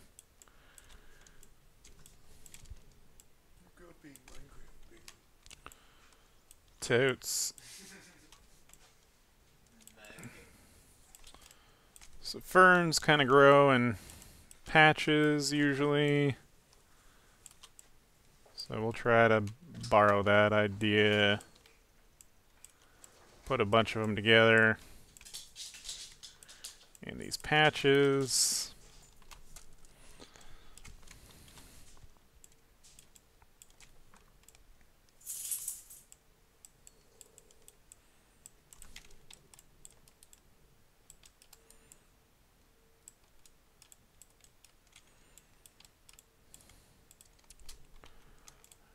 And we can duplicate whole patches of these guys, because these are really the ground cover that sort of, you know, fills in everything. I think the idea is I will have bands of flat faces that will be just sort of fuzzy painted painted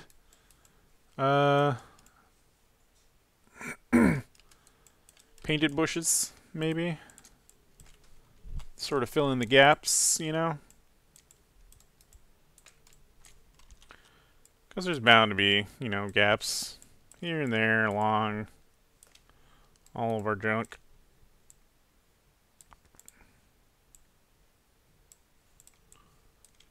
Like so.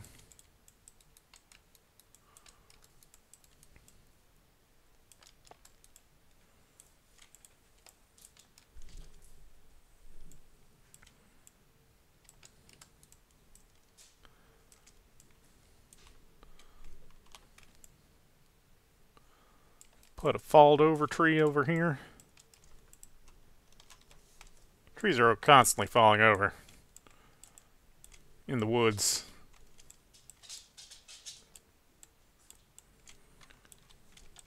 Constantly falling over.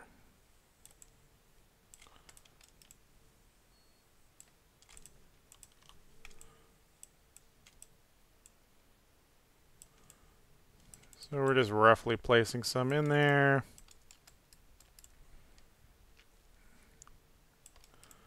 Okie dokie.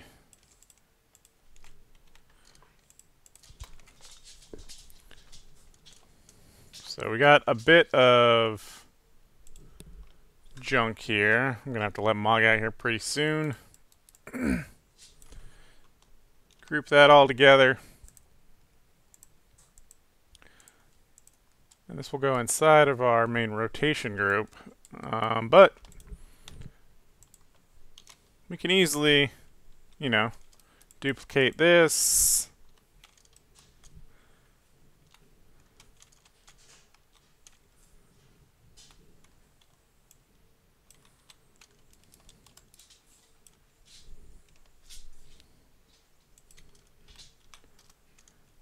Transfer that to the other side.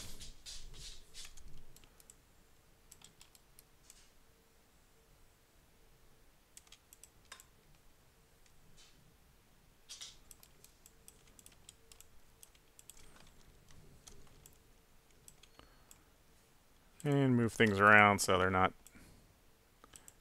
you know, completely the same.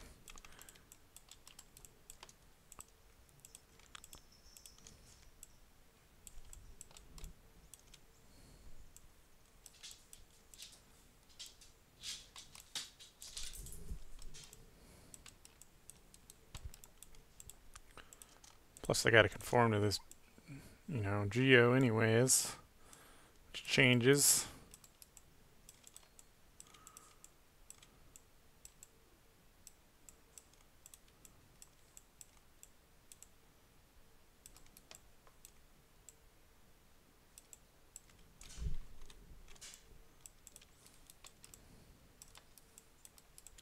There we go. So now you got lots of foresty type stuff inside of our scene here, and then when it turns, it's all going to follow along.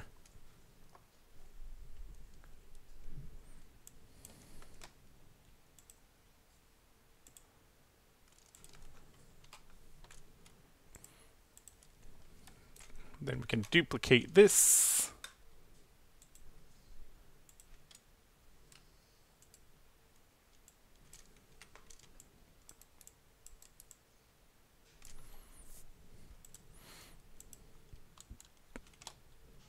Oh, first we need something to attach to. Okay.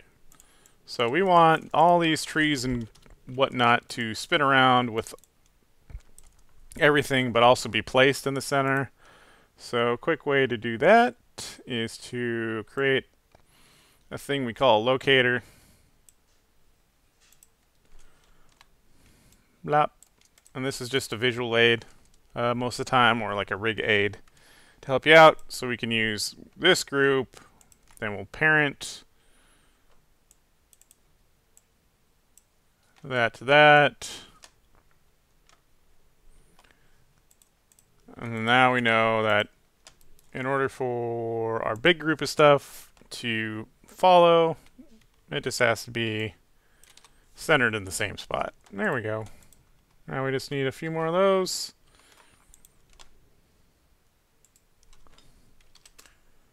Oops. Wrong axis. 90s. 180s. And negative 90s. So we got lots of junk hanging out. We could show our ground plane again.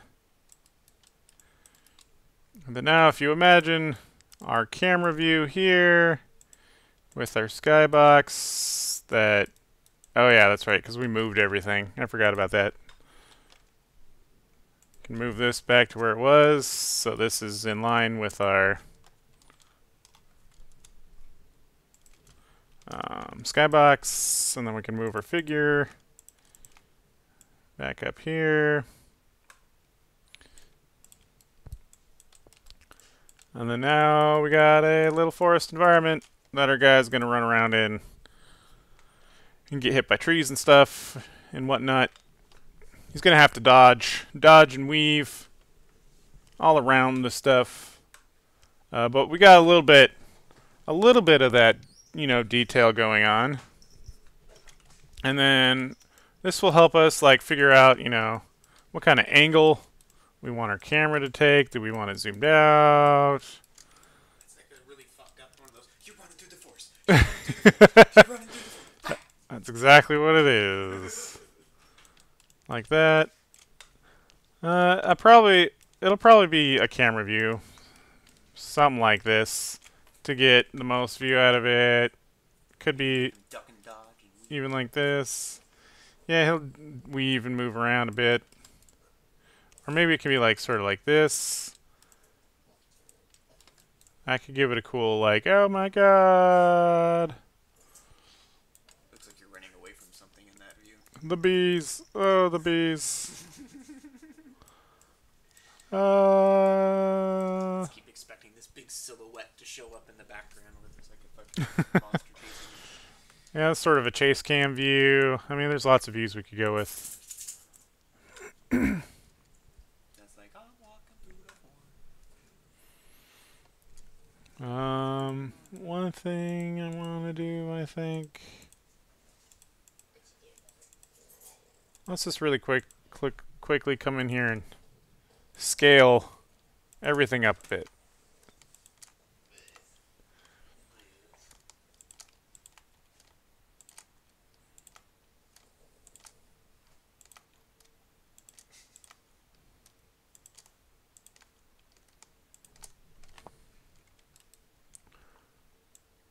Boom. That'll make it instantly look a lot more foresty. It gets a lot more filled out.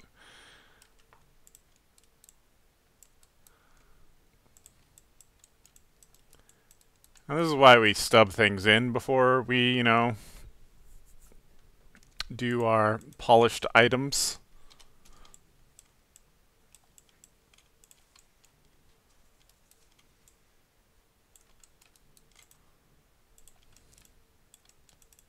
There's pterodactyls.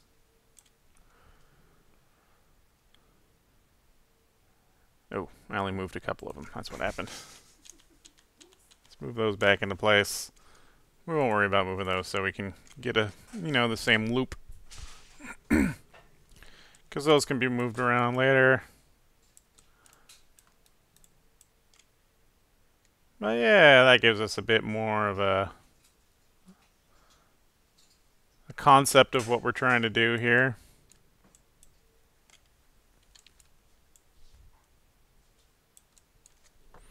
And we could really, make our sphere a lot bigger too, if we want to make it seem as though he's running on a smoother surface. Because right now, like that, the whole the edge is really noticeable. I wonder what would happen if we just increased our scale real quick, like of the whole deal, and just kind of move this down like so.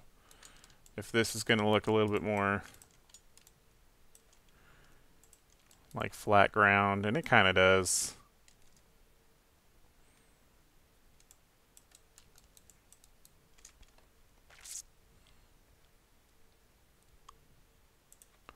And then another trick we can do is we can move this guy not so he's like not quite on the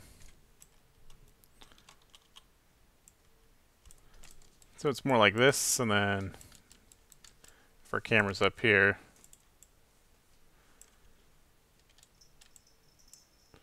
you can see a lot in front of him, or we could also move him closer to the camera so you can see behind him. It's just I'm not really sure quite yet which direction I want to go with this. But that's why we work on it this way, so that we have a chance to really play around with our ideas.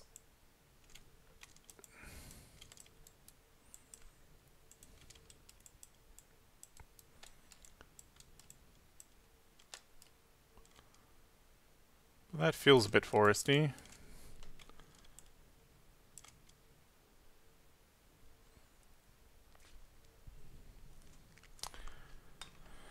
Yeah. Yeah. It'll be something like this, I think. Could be ducking and weaving through these fallen trees. The ground, has vague details. All of our trees will be you know, they'll be filled out a bit so they look more like trees, obviously, and they'll be colored. More greens and stuff. I feel like our trees could be even taller.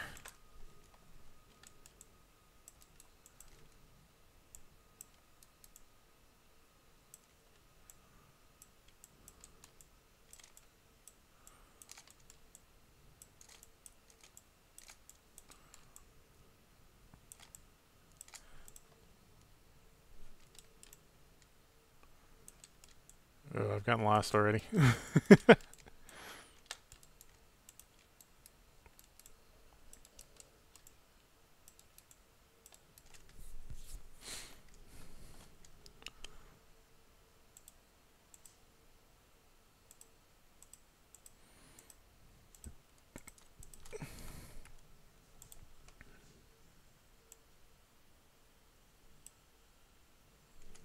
I wonder.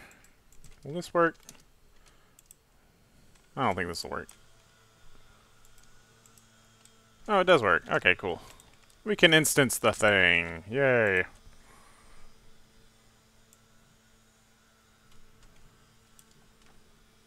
I love to instance. Just makes it easier to work on. Now I can hide these. I only work with the one I want. Really bump up how tall these trees are. Whoop!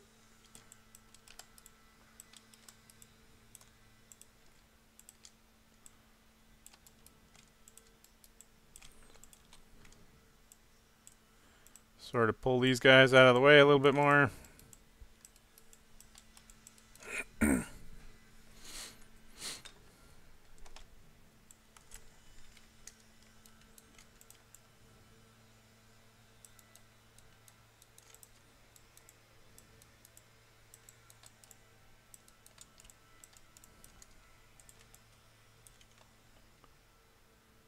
Whoa!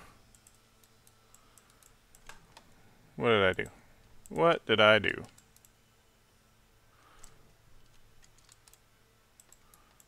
I believe these are not centered around the right spot anymore. I could fix that.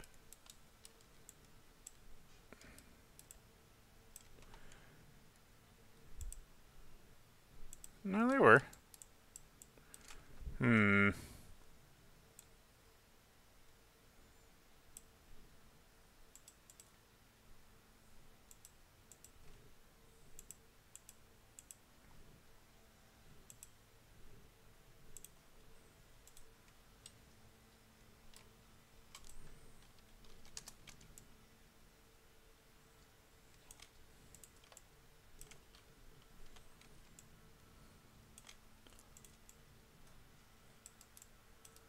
Whoa!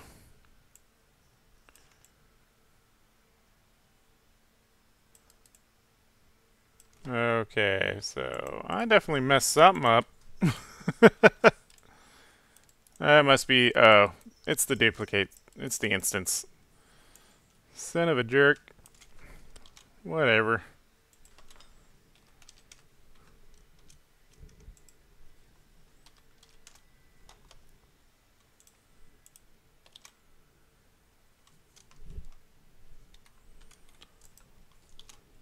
It's okay. I don't need you.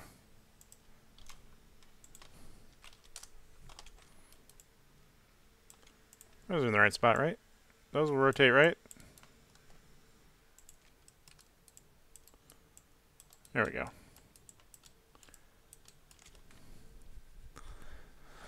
So now we have our seamless loop of a, you know,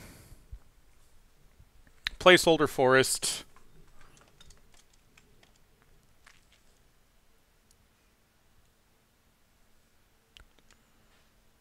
So we can be pretty okay with this. We're pretty okay with that.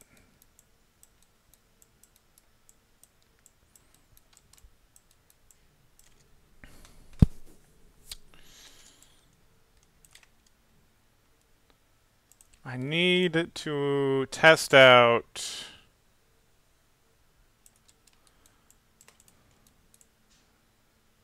some details, though. Alright, so this is going to be a whole shit ton of polygons, which isn't necessarily bad. I mean, we're not working on an actual game here.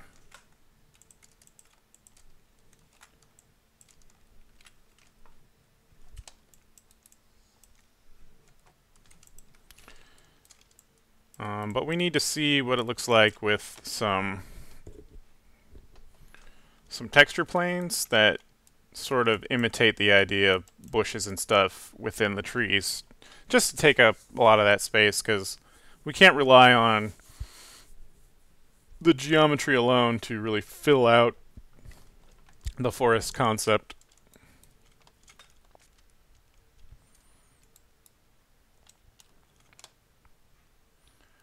But that's real easy like.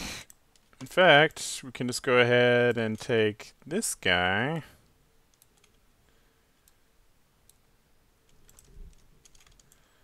Grab an edge like so, and extrude.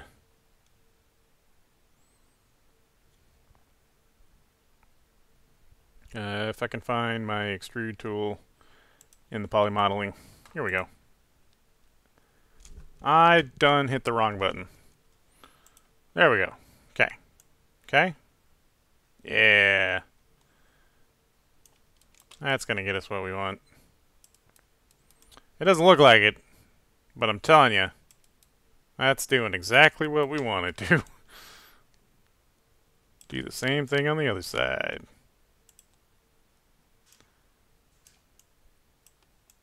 Even though I think our view will probably only be of one side, so eventually we can clean up some faces. But for now, okay, let's come into our UV set. Then what happens when you extrude like that is it creates a new UV map for every face that takes up the whole map. That's ideally probably not what you want. And they're also facing the wrong direction, so first thing we can do is just modify these.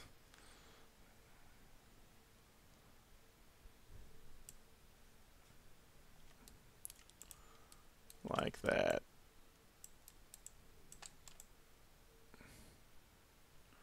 Actually, they need to be modified a little bit more.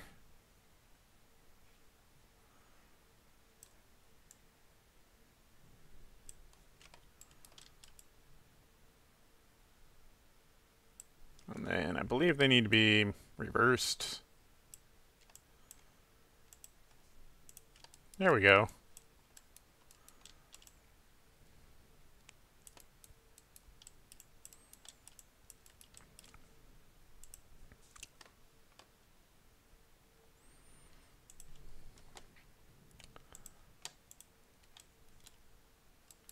And then we can pretty much just map anything onto these new polygons. New polygons that are just sticking straight up here. Like bushes or what have you. Bring these back. Okay. So now if we're coming in here close. Yeah.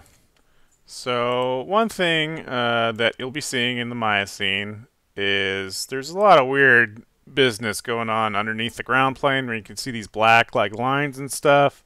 This is where Maya isn't knowing how to treat all the transparencies.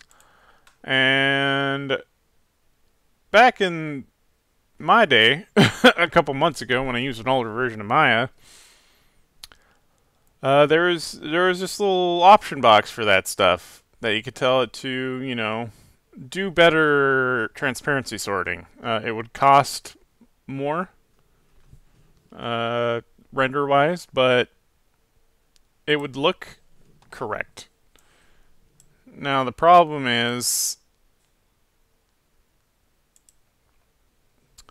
that in this newfangled Maya, you only have their new viewport, the viewport 2.0, which renders things differently than it used to.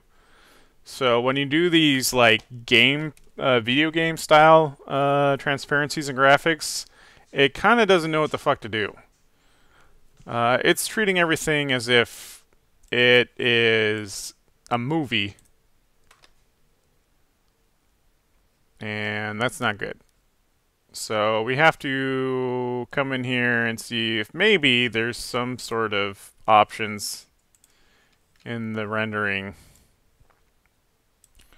that we can fix that with. I don't honestly know if there is. I'm taking a quick look.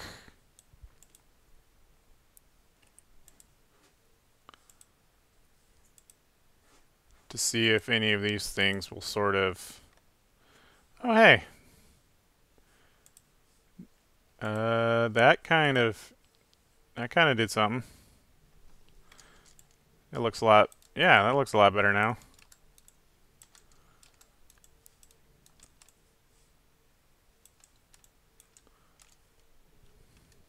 Not sure what it was, but it's better, so that's good enough for me.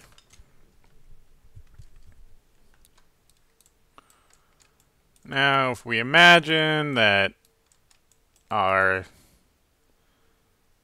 textures are good, we got final models, this is going to look, you know, a lot better. What up, Josh?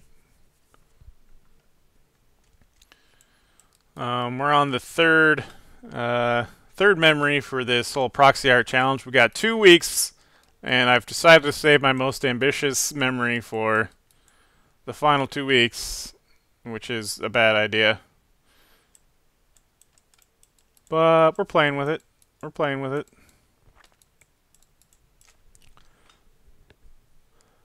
Yeah, I'm sure it does break, but at least it doesn't look completely janky. You know what I mean? It's just dumb. I don't know why they had to make things work worse in 2018. It's kind of annoying. But yeah, so this is the idea I'm going with. This little figure here is going to be an actual dude. He's going to be running through the forest. He's going to be running away from bees. This is a memory. This is a memory that happened. This is a much more literal memory than the other 2 memories I've worked on. But I think it'll be nice to have that sort of variation of themes. And then, yeah. What else would we want to visualize, pre-visualize in Maya? I'm not really sure there's much else to do.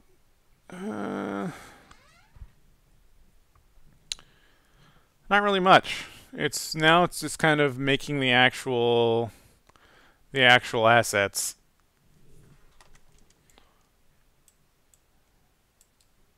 I think I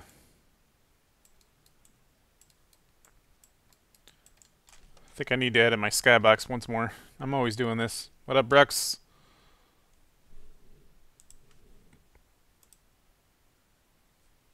Let's do it the smart way. Let's add an actual frickin' thing.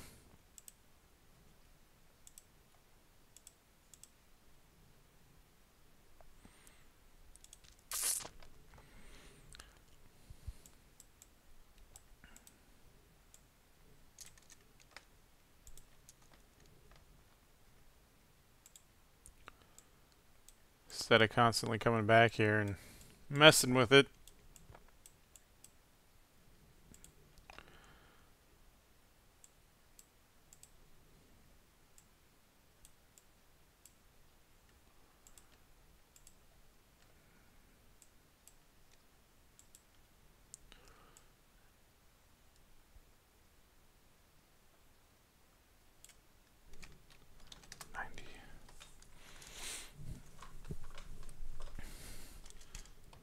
It's all about that depth peeling. Let's just see where this is at. Ah, yeah.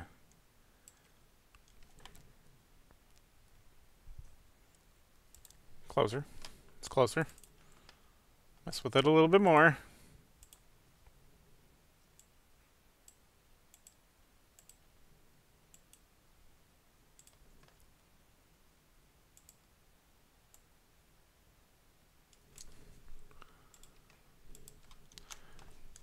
Takes a soft touch. Soft touch to figure this all out. There we go.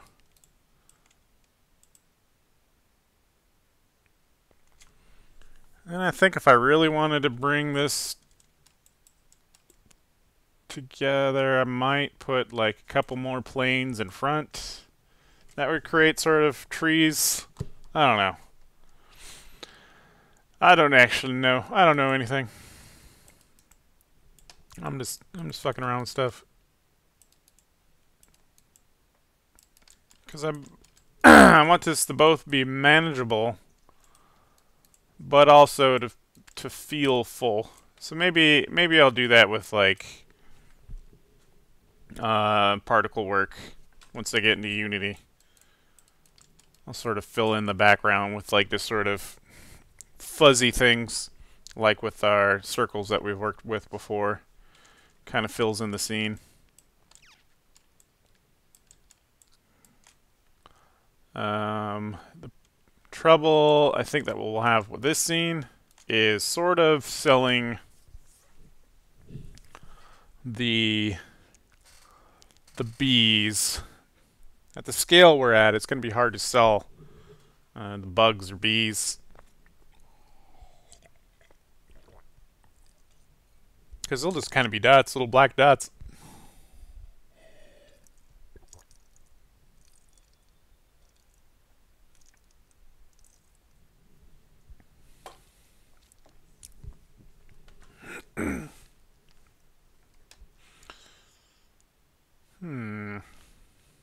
Well, that's okay. I think for now, I think this is a good first step. This is a good pre-visualization first step.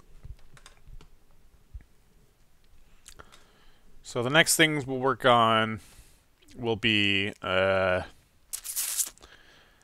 probably just fleshing everything in. I think I'm going to work on the character first. I think I would want to do that.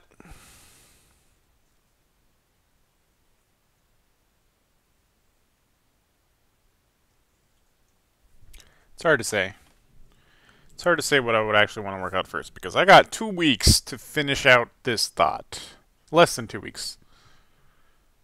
And looking at this, probably going to take more than 2 weeks to really get what I had in my mind to come across.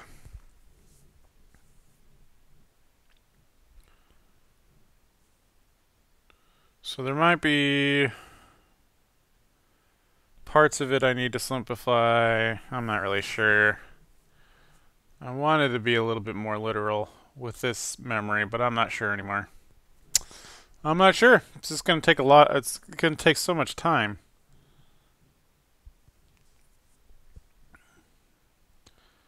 To make this all come across is the issue. But, I don't know. I think for our previs, this is good. I think for our stream, we're just going to call this good. It was nice to come in and hang out for a little while and just kind of bring an idea across in front of a bunch of people. You guys get to just kind of listen to me talk to myself while I figured everything out. It is helpful.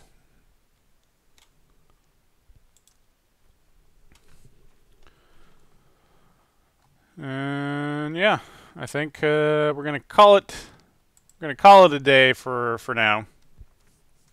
I'll probably still work on this a little bit offline, but it's gonna take a whole lot more of pushing and pulling things back and forth. That's not gonna be very interesting to watch. So I'll just say good day to everybody. Thanks for coming out. Thanks for watching this madness happen. We are very nearly done with the Proxi Art challenge. At least done as we could get with the time we had, with the ideas we had. You know, there's a lot of polished ideas in the entries, so I would definitely recommend you guys take a look. Take a look at the other entries because there's some cool stuff there. You can do a lot of cool stuff with some 3D programs and a few and a little bit of time, you know. All right, thanks guys for coming out. Thanks for watching. Hopefully you have a good rest of your day. We'll see you next time. Hopefully I'll have something a little bit more finished to show off next time. I'm gonna get out of here. Later, everybody.